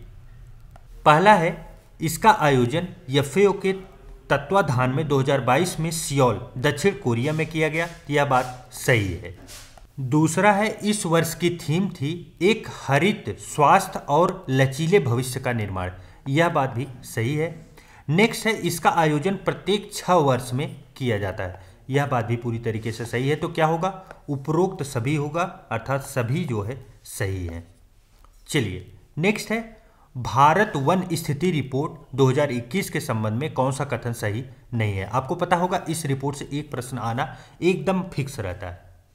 देखिए इसमें पहला है रिपोर्ट के अनुसार जो है अरुणाचल प्रदेश के पक्के टाइगर रीजन में सबसे अधिक लगभग 97% वन अनावरण है, यह बात जो है वन आवरण है, सही है। दूसरा है वर्ष 2019 के आकलन की तुलना में देश के कुल वन और वृक्षों से भरे क्षेत्र में 2261 वर्ग किलोमीटर की बढ़ोतरी दर्ज की गई है, यह भी सही है। मैग्रो क्षेत्र में वृद्धि दिखाने वाले शीर्ष 3 राज्य उड़ीसा, महाराष्ट्र और कर्नाटक है, यह बात भी सही है। और यह फैक्ट महत्वपूर्ण है, आप लोग याद रखिएगा। मैग्रो के बारे में जब भी पूछा जाता है तो आप 3 राज्य उड़ीसा, महाराष्ट्र और कर्नाटक, इनको जरूर याद रखिए। नेक्स्ट है, ये वृद्धि दिखाने वाले हैं न कि होने वाले। देखिए मैग्रो क्षेत्र जो है आपके वेस्ट बंगाल में और उसके बाद फिर जो है गुजरात में, यहाँ सबसे ज़्यादा पाए जाते हैं, लेकिन जो है वृद्धि सबसे ज़्यादा यहाँ पे देखी गई। नेक्स्ट है चौथा, देखिए वनावरण में सबसे अधिक कमी जो है मणिपुर में दर्ज की गई, तो ये फैक्ट जो है गलत है हम लोगों का, यही हम लोगों का आंसर भी होगा। मणिपुर में ना होकर कहाँ पे है, अरुणाचल प्रदेश। अरुणाचल प्रदेश में जो है यह यहाँ सबसे अधिक है और दूसरे नंबर पे कौन है, मणिपुर। चलिए नेक्स्ट है, ध्रुवों की अपेक्षा भूमध्य रेखा में जो है समुद्री लवणता की मात्रा में कमी आती है, क्योंकि तो पहला फैक्ट आप लोग याद रखिए कि ध्रुवों पे जो है लवणता ज़्यादा रहती है, भूमध्य रेखा पर कम रहती है। अब इसमें कारण दिया गया है, यहाँ वर्षा की मात्रा में अधिकता होती है, तो सही बात है भूमध्य रेखा पे। भूमध्य रेखा क्या, विषुवत रेखा 0 डिग्री रेखा, यहाँ पे वर्षा अधिक होगा क्योंकि धूप अधिक होगी। यहाँ बहने वाली नदियों की संख्या में अधिकता, जिससे समुद्र में मिलने पर मीठे पानी की मात्रा समुद्र में बढ़ जाती है, तो ये फैक्ट बिल्कुल भी गलत है, आप इसको याद रखिए, ऐसा कुछ नहीं है। अच्छा, लवणता अगर ग्लोब पे आपको देखना हो तो आप बताइए, मान लीजिए ये 0 डिग्री या विषुवत रेखा हो गई, तो उत्तरी गोलार्ध में आप देखिए 20 से लेके 40 के बीच में ज़्यादा लवणता मिलेगी आपको, जबकि अगर दक्षिणी में बात की जाए तो दक्षिणी में 10 से लेके आपको 30 तक, 10 से 30 के बीच में आपको लवणता देखने को मिलेगी। तो 10 से 30 दक्षिणी में और 20 से लेकर 40 उत्तरी में, आप लोग ये फैक्ट याद रखिएगा। तो इसमें जो है क्या पूछा गया था, इसमें पूछा गया था कौन सा सही है, तो देखिए पहला तो सही निकला और दूसरा जो हम लोगों का गलत है, तो सही जवाब क्या बनेगा, ऑप्शन नंबर ए बनेगा। चलिए नेक्स्ट है, निम्नलिखित में से कौन सा पर्वत जो है ब्लैक पर्वत का उदाहरण नहीं है। तो देखिए सबसे पहले हम लोग जानते हैं कि ब्लैक पर्वत कहते किसे हैं। तो देखिए ब्लैक पर्वत का निर्माण जो है ना तनाव या खिंचाव की शक्तियों द्वारा होता है। इनसे भ्रंश या दरारें बनती हैं, जिससे धरातल का कुछ भाग धंस जाता है तथा कुछ भाग ऊपर उठ जाता है। दरारों के समीप के ऊंचे उठे भाग जो है ब्लैक पर्वत कहलाते हैं। तो देखिए इसमें जो है सियरा नेवादा यूएसए का यह ब्लैक पर्वत है, और ब्लैक फॉरेस्ट यूरोप का यह भी ब्लैक पर्वत है। साल्ट रेंज पाकिस्तान का यह भी जो है ब्लैक पर्वत है। जबकि एनाकोंडा रेंज जो है यह मिश्रित और जटिल पर्वत का उदाहरण है, न कि ब्लैक पर्वत का। तो चौथा तो गलत हो गया, बाकी 1 2 3 ये सही है। पूछा गया है कौन सा नहीं है, तो यही चौथा वाला नहीं होगा, अर्थात सही जवाब क्या बनेगा, ऑप्शन नंबर सी बनेगा। आज का पहला प्रश्न है, बोथनिया की खाड़ी किन देशों के मध्य स्थित है। देखिए बोथनिया की खाड़ी जो है ना वो स्वीडन और फिनलैंड के मध्य स्थित है, तो सही जवाब क्या बनेगा, ऑप्शन नंबर ए। चलिए नेक्स्ट है, विक्टोरिया झील किन देशों की जो है सीमा बनाती है। तो बताइए विक्टोरिया झील किन देशों की सीमा बनाती है। देखिए पहला फैक्ट तो ये है, विक्टोरिया झील जो है यह मीठे पानी की झील है, मीठे पानी की। दूसरा फैक्ट ये है कि नील नदी का उद्गम विक्टोरिया झील से ही है। तो अफ्रीका की ये झील है। तो देखिए यह जो है युगांडा, तंजानिया, केनिया, यह तीनों की सीमाओं पर अवस्थित है, और इसमें जो नहीं होगा वो होगा रवांडा। तो इस हिसाब से अगर हम लोग देखें तो सही जवाब क्या बन रहा है, 1 2 3, तो ऑप्शन नंबर बी होगा सही। चलिए नेक्स्ट है, सागरी धाराओं की उत्पत्ति के कारकों पर विचार कीजिए। जो सागरी धाराएं होते हैं उनकी उत्पत्ति कैसे होती है। पहला है पृथ्वी का परिभ्रमण, तो हाँ सही है। वायुमंडलीय दाब, यह भी सही है। वाष्पीकरण, यह भी सही है। सूर्य ताप, यह भी सही है। और महासागरी लवणता, यह भी सही। देखिए ऐसे प्रश्न, देखिए अब महासागरी धाराएं हैं, उसके लिए कुछ न कुछ % तो सबका कारण होगा। तो ऐसे प्रश्नों को सॉल्व करने के लिए आप हमेशा देखिए कि मैक्सिमम ही आपको देखने को मिलेगा कि ऑप्शन नंबर डी ही सही होता है। ऑप्शन नंबर डी अर्थात जितने होंगे उपरोक्त सभी। चलिए नेक्स्ट है, जब दिन और रात की अवधि बराबर होती है तो सूर्य सीधा चमकता है। जब दिन और रात जो है बराबर होगा तो सूर्य सीधा कहाँ चमकेगा? ऐसी स्थिति कहाँ देखने को मिलती है? यह स्थिति जो है विषुवत रेखा पे देखने को मिलती है, अर्थात 0 डिग्री पे। अच्छा, एक बात बताइए आप लोग, कौन सा ऐसा डेट है जिस पे जो है दिन और रात बराबर होते हैं? तो पहला डेट तो है 21 मार्च, आप लोग नोट कर लीजिए अगर आपको याद नहीं है। दूसरा है 23 सितंबर। 23 सितंबर और 21 मार्च को रात और दिन दोनों जो है बराबर होते हैं। अब यहाँ जो प्रश्न पूछा गया था उसका सही जवाब क्या होगा? तो 0 डिग्री विषुवत रेखा, अर्थात जिसे भूमध्य रेखा भी कहते हैं, तो सही जवाब ऑप्शन नंबर बी होगा। चलिए, नेक्स्ट है स्थानीय पवनों के नाम और उसके बाद स्थान, कौन से स्थान पे वो बहते हैं। चलिए मैच कराइए। बाइज, बाइज कहाँ का है? यह फ्रांस का है। उसके बाद लेवांटर, यह स्पेन का। उसके बाद टेम्पोरल, यह अमेरिका का। और उसके बाद सिमुक जो है यह ईरान और इराक में बहने वाली हवा है। तो इस हिसाब से देखें तो जो हम लोगों का कोड बन रहा है 4321, 4321, अर्थात ऑप्शन नंबर बी सही है। चलिए, नेक्स्ट है, निम्नलिखित में से स्थल अवरुद्ध देश कौन सा है? तो बताइए कौन सा देश है? कांगो या बुर्किना फासो या इथियोपिया या लाइबेरिया? तो बुर्किना फासो जो है यह स्थल अवरुद्ध देश है। और यहाँ पे देखिए जनवरी 2022 में क्या हुआ था? तख्ता पलट हुआ था, तो इसलिए जो है ये करंट अफेयर से रिलेट करके जियोग्राफी का प्रश्न बनाया गया। चलिए, नेक्स्ट है जनजाति और देश। पहला है माया, माया जनजाति। माया जनजाति कहाँ की है? तो यह देखिए माया जनजाति जो है वो ग्वाटेमाला की है। कहाँ की? ग्वाटेमाला। उसके बाद फिर यूपिक, यूपिक जो है ये कहाँ की है? तो यह पश्चिमी अलास्का की है। उसके बाद फिर है चुकची, चुकची जो है साइबेरिया की है। और उसके बाद बोअर, बोअर जो है यह दक्षिण अफ्रीका की है। तो इस प्रकार हम लोग अगर कोड देखें तो क्या बनेगा? 3241, सही जो ऑप्शन नंबर डी होगा। चलिए नेक्स्ट देखते हैं। नेक्स्ट है, पृथ्वी की आय निर्धारित करने में निम्न में से किस विधि का प्रयोग किया जाता है? तो बताइए किसका प्रयोग किया जाता है? देखिए, एक होता है यूरेनियम डेटिंग पद्धति, एक कार्बन डेटिंग। यूरेनियम डेटिंग से जो है पृथ्वी की जानकारी ली जाती है, उसकी आयु कितनी हुई यह निकाला जाता है। कार्बन डेटिंग से जीवों का जो है उनका वर्ष कितना हुआ, इनकी जानकारी लेने के लिए जो है जीव जंतु वगैरह वगैरह के, उसके लिए प्रयोग किया जाता है कार्बन डेटिंग। तो सही जवाब क्या बनेगा? Option number A. चलिए नेक्स्ट, उत्तर प्रदेश में निम्नलिखित में से कौन सा युग्म लोकसभा में अनुसूचित जाति हेतु सुरक्षित सीटों से संबंधित है? देखिए, लोकसभा के लिए उत्तर प्रदेश में टोटल कितने सीटें हैं? 80 हैं। 80 में से जो आरक्षित हैं अनुसूचित जाति के लिए वो टोटल 17 सीटें हैं।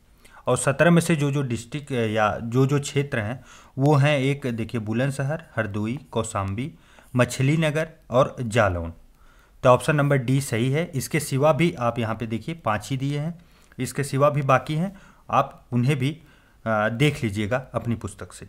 चलिए नेक्स्ट है, उत्तर प्रदेश में जनगणना 2011 के संबंध में निम्नलिखित में से कौन सा सही नहीं है?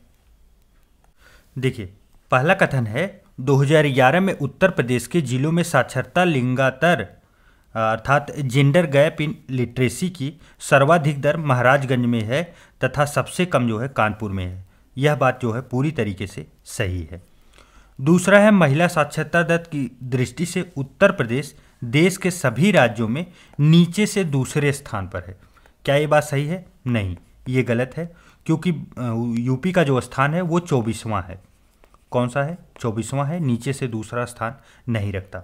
और महिला साक्षरता दर जो है उत्तर प्रदेश में वो 57.2% है। कितना है? 57.2%। तो हम लोगों को सही कथन क्या मिला? ऑप्शन नंबर बी, यही गलत था। बाकी उत्तर प्रदेश में 0 से 6 आयु वर्ग का लिंगानुपात जो है 916 है, जबकि 2001 में यह 902 था। और 2001 से 11 के दौरान उत्तर प्रदेश में न्यूनतम 10 की वृद्धि दर वाले शीर्ष 3 जिले जो है वह कानपुर नगर, हमीरपुर और बागपत हैं। चलिए नेक्स्ट है, मंकी पॉक्स टेस्ट के संबंध में निम्नलिखित में से कौन सा सही नहीं है? किसके बारे में? मंकी पॉक्स का जो है टेस्ट। देखिए, पहला है मंकी पॉक्स की जांच के लिए अगस्त 2022 में पहला स्वदेशी निर्मित RT-PCR किट चेन्नई में पेश किया गया। तो ये कथन जो है गलत है। चेन्नई में न करके कहाँ किया गया था? यह आंध्र प्रदेश के द्वारा किया गया था, आंध्र प्रदेश में। उसके बाद फिर दूसरा है कि भारत में इस किट का निर्माण जो है सीरम इंस्टीट्यूट ऑफ इंडिया के द्वारा किया गया है। तो यह भी गलत है। यह सीरम इंस्टीट्यूट के द्वारा क्या हुआ? इस कोविड का, सीरम के द्वारा जो है कोविड का किट बनाया गया था और वैक्सीन बनाई गई थी, न कि जो है मंकी पॉक्स के लिए। बल्कि मंकी पॉक्स के लिए जो प्रयोग हुआ है वो ट्रांस एशिया बायोमेडिकल की तरफ से किया गया है। और तीसरा है किट को देश के स्वास्थ्य मंत्री मनसुख मांडविया द्वारा लॉन्च किया गया है। तो यह भी गलत है। इनके द्वारा न लॉन्च करके केंद्र सरकार के प्रधान वैज्ञानिक सलाहकार जो अजय कुमार सूद जी हैं, कौन है? अजय कुमार सूद, अजय कुमार सूद के द्वारा जो है किया गया। तो सही जवाब क्या बनेगा? सही जवाब ऑप्शन नंबर डी बनेगा। 3 के तीनों गलत है। चलिए नेक्स्ट है, यूनानियों ने निम्नलिखित में से किस बंदरगाह को जो है बेरी गाजा कहा था? क्या कहा था? बेरी गाजा। तो बताइए किसको कहा था? भड़ौच को। किसको? भड़ौच बंदरगाह जो था उसको बेरी गाजा कहा गया था। नेक्स्ट है, निम्नलिखित में से पहले विद्वान कौन थे जिन्होंने वेदों की व्याख्या के लिए आवश्यक नियमों का प्रतिपादन किया था? तो बताइए किसके द्वारा किया गया था? तो सर्वप्रथम जो है यास्क के द्वारा किया गया था। तो सही जवाब क्या बनेगा? Option number B. नेक्स्ट है, बौद्ध संघ की कार्य प्रणाली के संबंध में निम्नलिखित कथनों पर विचार कीजिए। पहला है, संघ की कार्य प्रणाली एवं गणराज्यों की कार्य प्रणाली एक जैसी थी। क्या ये बात सही है? तो हाँ, यह पूरी तरीके से सही है। दूसरा है, संघ की सभा में प्रस्ताव को अनुसावन कहते थे। तो क्या ये सही है? नहीं, ये गलत है। अनुसावन न कह के क्या कहा जाता था? विनय घर कहा जाता था। क्या कहा जाता था? विनय घर। तीसरा है, अधिकरण किसी भी प्रस्ताव पर मतभेद को कहा जाता था। यह बात भी जो है पूरी तरीके से सही है। और लास्ट है, इसकी बैठक में न्यूनतम उपस्थिति कोरम जो है वह 30 सदस्यों का होना जरूरी था। तो क्या ये बात सही है? नहीं, ये गलत है। 30 न होकर कितना था? 20 था। तो यह भी गलत हो गया। सही है, पूछा भी गया हमसे, तो पहला और तीसरा सही है, अर्थात ऑप्शन नंबर ए सही है। चलिए नेक्स्ट है, हड़प्पा के किस स्थल को निम्नलिखित में से व्यापार का चौराहा भी कहा जाता है? तो बताइए किसे कहा जाता था? तो देखिए, ये सुतकागे डोर को कहा जाता था व्यापार का चौराहा। यह कहाँ अवस्थित है? तो यह पाकिस्तान के बलूचिस्तान में स्थित है। नेक्स्ट है, मध्य पाषाणकालीन चैल्सेडेनी, जिसे कैल्सेडेनी भी कहा जाता है, औजारों की प्राप्ति स्थल के संबंध में विचार कीजिए। तो बताइए कहाँ कहाँ पे जो है औजार प्राप्त हुए थे मध्य पाषाण काल में? बागोर, सराय नाहर राय और चोपानी मांडो और महदहा। तो देखिए ये चार के चारों जगह जो है मिलते हैं। तो सही जवाब क्या बनेगा? Option number D. चलिए नेक्स्ट देखते हैं, दिल्ली सल्तनत में निम्नलिखित में से किसने व्यावसायिक पाठ्यक्रमों की शुरुआत शिक्षा के क्षेत्र में की थी? तो बताइए किसके द्वारा किया गया था? यह कार्य जो है फिरोज शाह तुगलक के द्वारा किया गया था। सही जवाब क्या बनेगा? Option number B. चलिए नेक्स्ट है, मराठी भाषा के लिखित निम्नलिखित में से किसमें शिवाजी एवं पेशवाओं का इतिहास वर्णित है? तो बताइए किसमें वर्णित है? तो बखर में। किसमें? बखर में। अच्छा, यहाँ पे आप लोग देखिए ना, ख्यात लिखा है। क्या लिखा है? ख्यात। ख्यात क्या है? तो ये राजस्थानी भाषा में, राजस्थानी जो भाषा है, भाषा का प्रयोग करके यहाँ पे राजपूतों का, किसका? राजपूतों का जो है वर्णन लिखा गया है, अर्थात उनका इतिहास लिखा गया है। किसमें? ख्याति में। चलिए नेक्स्ट है, विजयनगर साम्राज्य की राजधानियाँ क्रमशः निम्नलिखित में से कौन थी? तो बताइए विजयनगर साम्राज्य की राजधानी। देखिए इसकी स्थापना कौन करते हैं? हरिहर और बुक्का दो भाई रहते हैं, उनके द्वारा किया जाता है। कब करते हैं? तो 1336 में। कई बार पूछा जा चुका है, इंपॉर्टेंट डेट है। उसके बाद फिर जो है इसकी राजधानियाँ कई बार बदली हैं, तो वो कौन कौन सी रही हैं, क्रम पूछा गया है। तो देखिए अनीगोंडी, विजयनगर और बेनुगोंडा और चंद्रगिरी, यही इसकी राजधानियाँ रही। तो सही जवाब क्या बनेगा, ऑप्शन नंबर बी। चलिए नेक्स्ट है निम्नलिखित कथनों पर विचार कीजिए। देखिए इसमें क्या है, क्या पूछा जा रहा है कि 1202 से 3 ईस्वी में कुतुबुद्दीन ऐबक ने बदायूं, चंदावर और कन्नौज पर अधिकार कर लिया। तो देखिए कुतुबुद्दीन ऐबक जो था वह क्या था, वह तुर्की साम्राज्य का वास्तविक संस्थापक था। कहाँ पे, भारत में। अब यहाँ पे जो दोनों कथन दिए गए हैं, कथन को बस आपको थोड़ा सा चेंज करना है। ये करना है कि ये दो के दोनों जो डेट हैं, डेट को आप रिवर्स कर दीजिए, बाकी पूरा स्टेटमेंट सही है। अर्थात 1197 से 98 ईस्वी में कुतुबुद्दीन ऐबक ने बदायूं, चंदावर, कन्नौज पर अधिकार कर लिया था और उसके बाद 1202 से 3 में इसने बुंदेलखंड के चंदेल राजा परमर्दी देव को हराकर कालिंजर, महोबा और खजुराहो पर भी अधिकार कर लिया। तो इस प्रकार दोनों कथन सही हो जाएंगे हम लोगों के, और वैसे तो दोनों कथन गलत ही हैं। हम लोगों से पूछा गया सही उत्तर तो क्या होगा, ऑप्शन नंबर डी होगा कि दो के दोनों गलत हैं, और इसलिए गलत हैं क्योंकि डेट उल्टी दी गई है। चलिए नेक्स्ट है मुगल सम्राट अकबर ने महाभारत एवं राजतरंगिणी का फारसी में अनुवाद निम्नलिखित में से किस शहर में करवाया था। तो बताइए कौन से शहर में हुआ था। तो ये हुआ था लाहौर में। कहाँ, लाहौर में। अच्छा, एक प्रश्न कुछ दिन पहले पूछा गया था, मतलब कुछ वर्ष पहले पूछा गया था यूपीपीएस में, पीएससी आयोग में, कि रज्मनामा, क्या रज्मनामा कौन सी पुस्तक का नाम है। तो यह नाम जो है किसका है, महाभारत का। महाभारत का फारसी में नाम है रज्मनामा। अकबर के द्वारा करवाया गया था ये।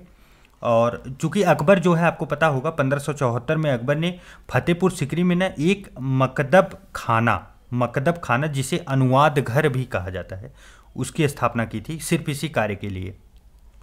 चलिए नेक्स्ट है दिल्ली सल्तनत के अधीन कौन सा मुगल कालीन मीरे सामा का पुरोगामी था। तो बताइए कौन था। तो वह था वकील ए दर। कौन था, वकील ए दर। चलिए नेक्स्ट देखिए कांग्रेस के अध्यक्ष के रूप में निम्नलिखित में से किसने कहा था कि भारत अब अनुग्रहों के लिए अपने घुटनों पर नहीं बल्कि अपने अधिकारों के लिए अपने पैरों पर खड़ा है। तो बताइए यह किसके द्वारा कहा गया था। यह कथन जो है एनी बेसेंट का है। किसका है, एनी बेसेंट का। और यह कब बोली थी, तो 1917 ईस्वी में पहली बार महिला जो है कांग्रेस की अध्यक्ष बनी थी। और आपको पता होगा भारती जो थी वो सरोजिनी नायडू हमारी थी, लेकिन प्रथम महिला जो है वो एनी बेसेंट जी को उपाधि दी जाती है। इन्हीं के द्वारा जो है यह कहा गया था। और 17 में कहाँ हुआ था अधिवेशन, तो ये कलकत्ता में हुआ था। कहाँ, कलकत्ता में हुआ था। वहीं पे इनका ये कथन था कि भारत अब अपने घुटनों पे अनुग्रह नहीं करेगा आप लोगों से, बल्कि अपने पैरों पे खड़ा होकर सारे अधिकार छीन के लेगा। चलिए नेक्स्ट है रस्किन की किताब अनटू द लास्ट का सार संक्षेप महात्मा गांधी ने गुजराती के किस शीर्षक से किया। तो बताइए किस शीर्षक से किया था। यह किया गया था सर्वोदय शीर्षक से। चलिए नेक्स्ट है सेरामपुर मिशन प्रेस की स्थापना निम्नलिखित में से किस मिशनरी द्वारा जो है 1799 ईस्वी में की गई थी। तो बताइए किसके द्वारा किया गया था। तो यह जो है डेनिस मिशनरी के द्वारा किया गया था। किसके द्वारा, डेनिस के द्वारा। चलिए नेक्स्ट है निम्नलिखित में से किसने जिम्मेरमैन योजना के तहत Berlin committee for Indian independence की स्थापना की। तो बताइए, देखिए 1915 में, कब, 1915 में जो है जर्मनी की विदेश मंत्रालय के सहयोग से लाला हरदयाल, भूपेंद्र नाथ दत्त और वीरेंद्र नाथ चट्टोपाध्याय के द्वारा जो है जम्मेरमैन योजना को शुरू किया गया और उसके तहत Berlin committee for Indian independence की स्थापना की गई। तो कौन होगा, उपरोक्त सभी होंगे। सही जवाब ऑप्शन नंबर डी होगा। नेक्स्ट है पुर्तगाली स्वदेश को उत्तर पश्चिमी भारत में टाफ्टा ले जाया करते थे जो एक प्रकार का था, क्या था? बताइए टाफ्टा क्या था? टाफ्टा एक प्रकार का कपड़ा था। क्या था? कपड़ा। नेक्स्ट है, वे विद्वान, समाजवादी, राष्ट्रवादी और पेशे से वकील थे। उन्होंने अपने व्यवहार को छोड़ दिया और गैर सहकारी आंदोलन में शामिल हो गए एवं 1934 में पटना के समाजवादी सम्मेलन के अध्यक्ष और 1937 में उत्तर प्रदेश विधानसभा के सदस्य बन गए। ये सभी विशेषताएं किसके संबंध में सत्य हैं? तो बताइए ये किसके लिए सभी कथन कहे जा रहे हैं? तो देखिए ये सभी कथन जो है वह आचार्य नरेंद्र देव जी के बारे में कही जा रहे हैं। तो सही कथन क्या होगा? सही ऑप्शन होगा ऑप्शन नंबर ए। चलिए नेक्स्ट है, निम्नलिखित कथनों पर विचार कीजिए। पहला कथन है, अवध किसान सभा का गठन बाबा रामचंद्र के प्रयास से अक्टूबर 1918 में किया गया था। क्या ये कथन सही है? जी नहीं, ये कथन बिल्कुल गलत है। और ऐसा क्यों है? क्योंकि इनका जो है इसका गठन जो है 17 अक्टूबर को, अक्टूबर तो ठीक है, 17 अक्टूबर को 1920 में किया गया था। कब किया गया था? 1920 में, न कि 1918 में। दूसरा है, लगान में वृद्धि एवं उपज के रूप में लगान वसूली को लेकर अवध के किसानों ने एका आंदोलन नाम का आंदोलन चलाया था। तो यह कथन पूरी तरीके से सही है। दूसरा है, किसान आंदोलन में महिलाओं की सक्रिय भागीदारी इस किसान सभा की महत्वपूर्ण विशेषता थी। यह कथन भी सही है। तो सही पूछा जा रहा है, 2-3 सही होगा, अर्थात ऑप्शन नंबर सी। चलिए नेक्स्ट है, निम्नलिखित में से किस प्रांत में बर्ड कमीशन के प्रतिवेदन पर महालबाड़ी बंदोबस्त किया गया, जिसमें 20 वर्षों के लिए लगान का निर्धारण बढ़ी हुई दर पर दिया गया? देखिए अंग्रेजों के द्वारा जो है 1835 में एक नया प्रांत बनाया गया, उत्तर पश्चिमी नामक। कौन सा? उत्तर पश्चिमी नामक। और इसी में सारी कार्रवाई की गई। बर्ड कमीशन के प्रतिवेदन पर महालबाड़ी बंदोबस्त किया गया था इसमें, और इसमें 20 वर्षों के लिए लगान का निर्धारण बढ़ी हुई दर पर दिया गया था। देखिए इसमें एमपी का कुछ क्षेत्र शामिल था और उसके बाद बाकी तो उत्तर और पश्चिमी प्रांतों ये था ही। चलिए नेक्स्ट है, निम्नलिखित में से किसने सिंध के प्रति आक्रामक नीति अपनाई? किसके प्रति? सिंध के प्रति। देखिए बात कब की जा रही है? 1838 की। 1838 ईस्वी में जो गवर्नर जनरल थे लॉर्ड ऑकलैंड। कौन थे? Lord Auckland. इन्हीं के द्वारा जो है सिंध के प्रति आक्रामक नीति अपनाई गई। इन्होंने असल में देखिए ना, अंग्रेज क्या करते थे? डर का, भय का माहौल बनाते थे। ये बता रहे थे कि रणजीत सिंह का आक्रमण है, यही भय बना के इन्होंने क्या काम किया कि 1838 में अमीरों को, जो सिंध के अमीर थे, उनसे सीधा संधि कर ली और उन्हीं से संधि करके बाद में ये उसको जो है 1843 में जाके इसको अंग्रेज शासन में मिला लिए थे। चलिए नेक्स्ट है, निम्नलिखित किसने साम्राज्यवाद और सैन्यवाद को पूंजीवाद का जुड़वा बच्चा कहा? तो बताइए यह किसके द्वारा कहा गया था? तो देखिए यह लाला लाजपत राय जी के द्वारा कहा गया था। किसको? साम्राज्यवाद को और सैन्यवाद को पूंजीवाद का जुड़वा बच्चा। चलिए नेक्स्ट है, निम्नलिखित में से किस वायसराय द्वारा पश्चिमोत्तर सीमा प्रांत में अंबाला अभियान, कौन सा अभियान? अंबाला अभियान चलाया गया? तो बताइए किसके द्वारा किया गया था? लॉर्ड एल्गिन प्रथम के द्वारा। किसके द्वारा? लॉर्ड एल्गिन प्रथम के द्वारा अंबाला अभियान चलाया गया था। देखिए इसमें था क्या कि उत्तर पश्चिमी सीमांत में जो है एक अंबाला जो है जनजाति रहती थी, उसके ऊपर चलाया गया था अंबाला अभियान लॉर्ड एल्गिन प्रथम के द्वारा। चलिए नेक्स्ट है, किस विदेशी कंपनी को मार्तंड वर्मा ने हराकर केरल में उनकी राजनीतिक सत्ता खत्म कर दी? तो बताइए किसकी राजनीतिक सत्ता खत्म हुई थी केरल में? डच की। किसकी? डच की। आगे के ऑप्शन में देख लीजिए, डच कौन से ऑप्शन में है? ऑप्शन नंबर बी में। सही जवाब बी होगा। चलिए नेक्स्ट है, निम्नलिखित में से किसने गांधी इरविन पैक्ट को दो महात्माओं का मिलन कहा? बताइए। अच्छा सबसे पहला फैक्ट, गांधी इरविन पैक्ट हुआ कब था? तो ये हुआ था 5 मार्च 1931 को, 1931 को। यह कथन जो है सरोजिनी नायडू का है, पता भी होगा आप लोगों को। चलिए नेक्स्ट है, सविनय अवज्ञा आंदोलन के मध्य घटित घटनाओं में निम्नलिखित में से कौन सा संबंध नहीं है? संबद्ध नहीं है। पहला है सोलापुर की घटनाएं, जी हाँ ये सही है, ये संबंधित है। पेशावर की घटनाएं, यह भी संबंधित है। नेक्स्ट है चटगांव की घटनाएं, तो देखिए चटगांव की घटनाएं जो है इससे संबंधित नहीं थी, क्योंकि चटगांव की जो घटना थी वो चटगांव शस्त्रागार जो था उस पर कब्जा करने के लिए और अस्थायी स्वतंत्र सरकार के गठन के लिए किया गया था। तो सही जवाब क्या बनेगा? Option number C. चलिए नेक्स्ट है All India States Peoples Conference के संबंध में निम्नलिखित कथनों पर विचार कीजिए। पहला है विभिन्न रजवाड़ों में राजनीतिक गतिविधियों के लिए दिसंबर 1927 में इसकी स्थापना की गई, जी हाँ ये कथन पूरी तरीके से सही है। नेक्स्ट है इस संगठन का मुख्यालय जो है दिल्ली में स्थापित किया गया, यह भी सही है। तीसरा है इसके पहले अधिवेशन में विभिन्न रियासतों के 700 प्रतिनिधियों ने भाग लिया था, यह कथन भी सही है। नेक्स्ट है इस सम्मेलन के आयोजन में प्रमुख भूमिका बलवंत राय मेहता ने निभाई थी, जी हाँ यह कथन भी सही है।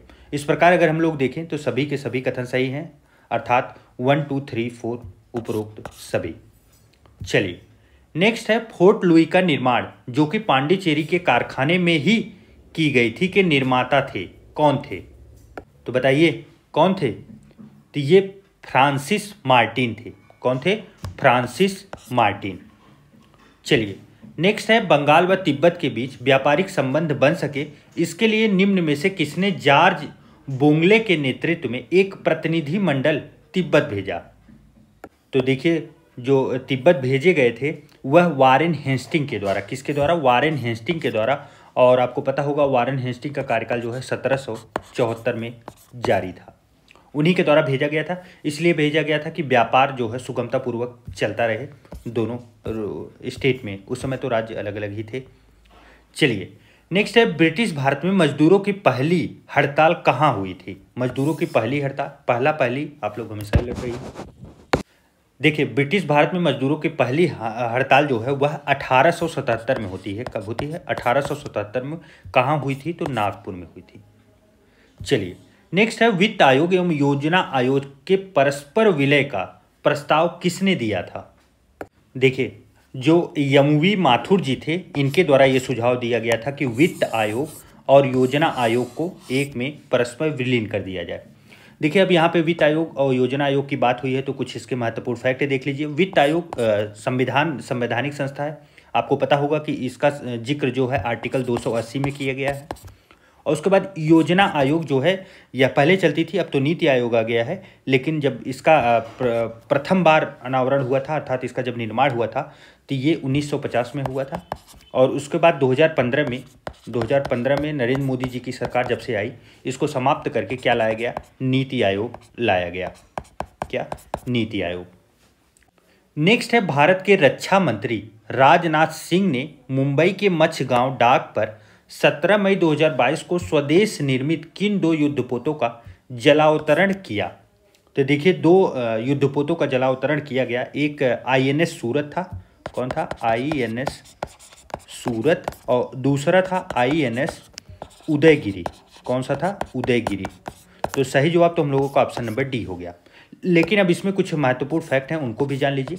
देखिए INS सूरत जो है यह जो प्रोजेक्ट है, प्रोजेक्ट 15B के द्वारा निर्मित किया गया है। और जो हम लोगों का INS उदयगिरी है, उदयगिरी का निर्माण जो है यह जो प्रोजेक्ट है प्रोजेक्ट 17A के द्वारा अर्थात 17A के द्वारा इसका निर्माण किया गया है। तो आप लोग याद रखिए क्योंकि ये प्रोजेक्ट के रूप में भी एक फैक्ट पूछा जा सकता है। नेक्स्ट है वैश्विक शिक्षा शिखर सम्मेलन 2021 का आयोजन निम्नलिखित में से कहाँ हुआ? तो बताइए कहाँ हुआ था? तो देखिए वैश्विक शिक्षा शिखर सम्मेलन जो है लंदन में हुआ था। कहाँ हुआ था? लंदन में। चलिए नेक्स्ट है पहला अफ्रीकी देश जिसके साथ भारत ने व्यापक आर्थिक सहयोग एवं भागीदारी समझौता CECPA की मंजूरी दी है। तो बताइए कब हुआ था? यह करंट अफेयर जो है ना कब का है? अगस्त का, अगस्त 2022, बहुत पुराना नहीं है, आप लोगों को याद रखना चाहिए। तो बताइए किसके साथ हुआ था? तो ये हुआ था मॉरिशस के साथ। किसके साथ? मॉरिशस। चलिए नेक्स्ट है निम्नलिखित में से कौन सा युग्म सही नहीं है? सही नहीं है। देखिए इस प्रश्न में कुछ योजनाएं दी गई हैं और उनके जो राज्य हैं वो दिए गए हैं। वतन प्रेम योजना नई दिल्ली द्वारा शुरू की गई। क्या ये सही है? जी नहीं, ये गलत है। वतन प्रेम योजना जो है ये नई दिल्ली ने गुजरात के द्वारा शुरू किया गया है। और इसमें क्या है कि राज्य के जो मतलब गुजरात राज्य के जो भी लोग हैं वो कहीं पे भी रहें, उनको अपने राज्य की योजनाओं का लाभ मिले, इसके लिए यह चलाई गई है। सही नहीं पूछा गया तो पहला तो हो ही गया। बाकी देखिए, आपके दरवाजे पर शिक्षा योजना तमिलनाडु के द्वारा है। और एक ब्लॉक एक उत्पाद योजना जो है हरियाणा के द्वारा शुरू किया गया। और एक जनपद एक उत्पाद होता तो ये उत्तर प्रदेश, आपको पता ही होगा। प्रोजेक्ट सद्भावना असम के द्वारा। चलिए नेक्स्ट है, जून 2022 में PSLV C-53 प्रक्षेपण यान के जरिए भारतीय अंतरिक्ष अनुसंधान संगठन ने DSEO मिशन को सफलतापूर्वक पूरा किया। इस मिशन के साथ किस देश के 3 उपग्रहों को भी छोड़ा गया? बताइए। देखिए, ऐसे प्रश्न तो विदाउट ऑप्शन ही आपको बता देने चाहिए। ऑप्शन ऊपर है लेकिन आप लोग गेस करके बताइए। देखिए, इसरो के द्वारा जो है PSLV C-53 जो है यह कौन से देश की 3 जो है उपग्रह छोड़े गए थे? महत्वपूर्ण प्रश्न है। तो यह देश था सिंगापुर। कौन था? सिंगापुर। चलिए ऑप्शन में देखते हैं। Singapore, option number D.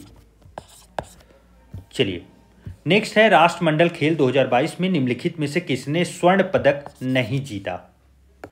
तो बताइए। देखिए, संकेत सरगर। कौन थे? संकेत सरगर के द्वारा जो है सिल्वर मेडल जीता गया था, सिल्वर। अब ये बताइए कि ये जो है कौन से गेम से रिलेटेड है? तो यह जो है वेट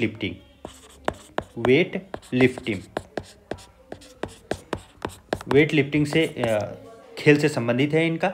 और देखिए, बाकी सभी लोग जो है वो गोल्ड जीते थे। और राष्ट्रमंडल खेल में महत्वपूर्ण फैक्ट ये है कि टोटल 61 पदक जो है भारत लाया था। और भारत की जो रैंकिंग थी वो चौथी थी। कौन सी थी? चौथी रैंकिंग थी पूरी दुनिया में। तो आप लोग याद रखिए। और अगर वहीं गोल्ड की बात की जाए तो टोटल 16 गोल्ड आए थे, 22 गोल्ड आए थे, माफ़ कीजिएगा।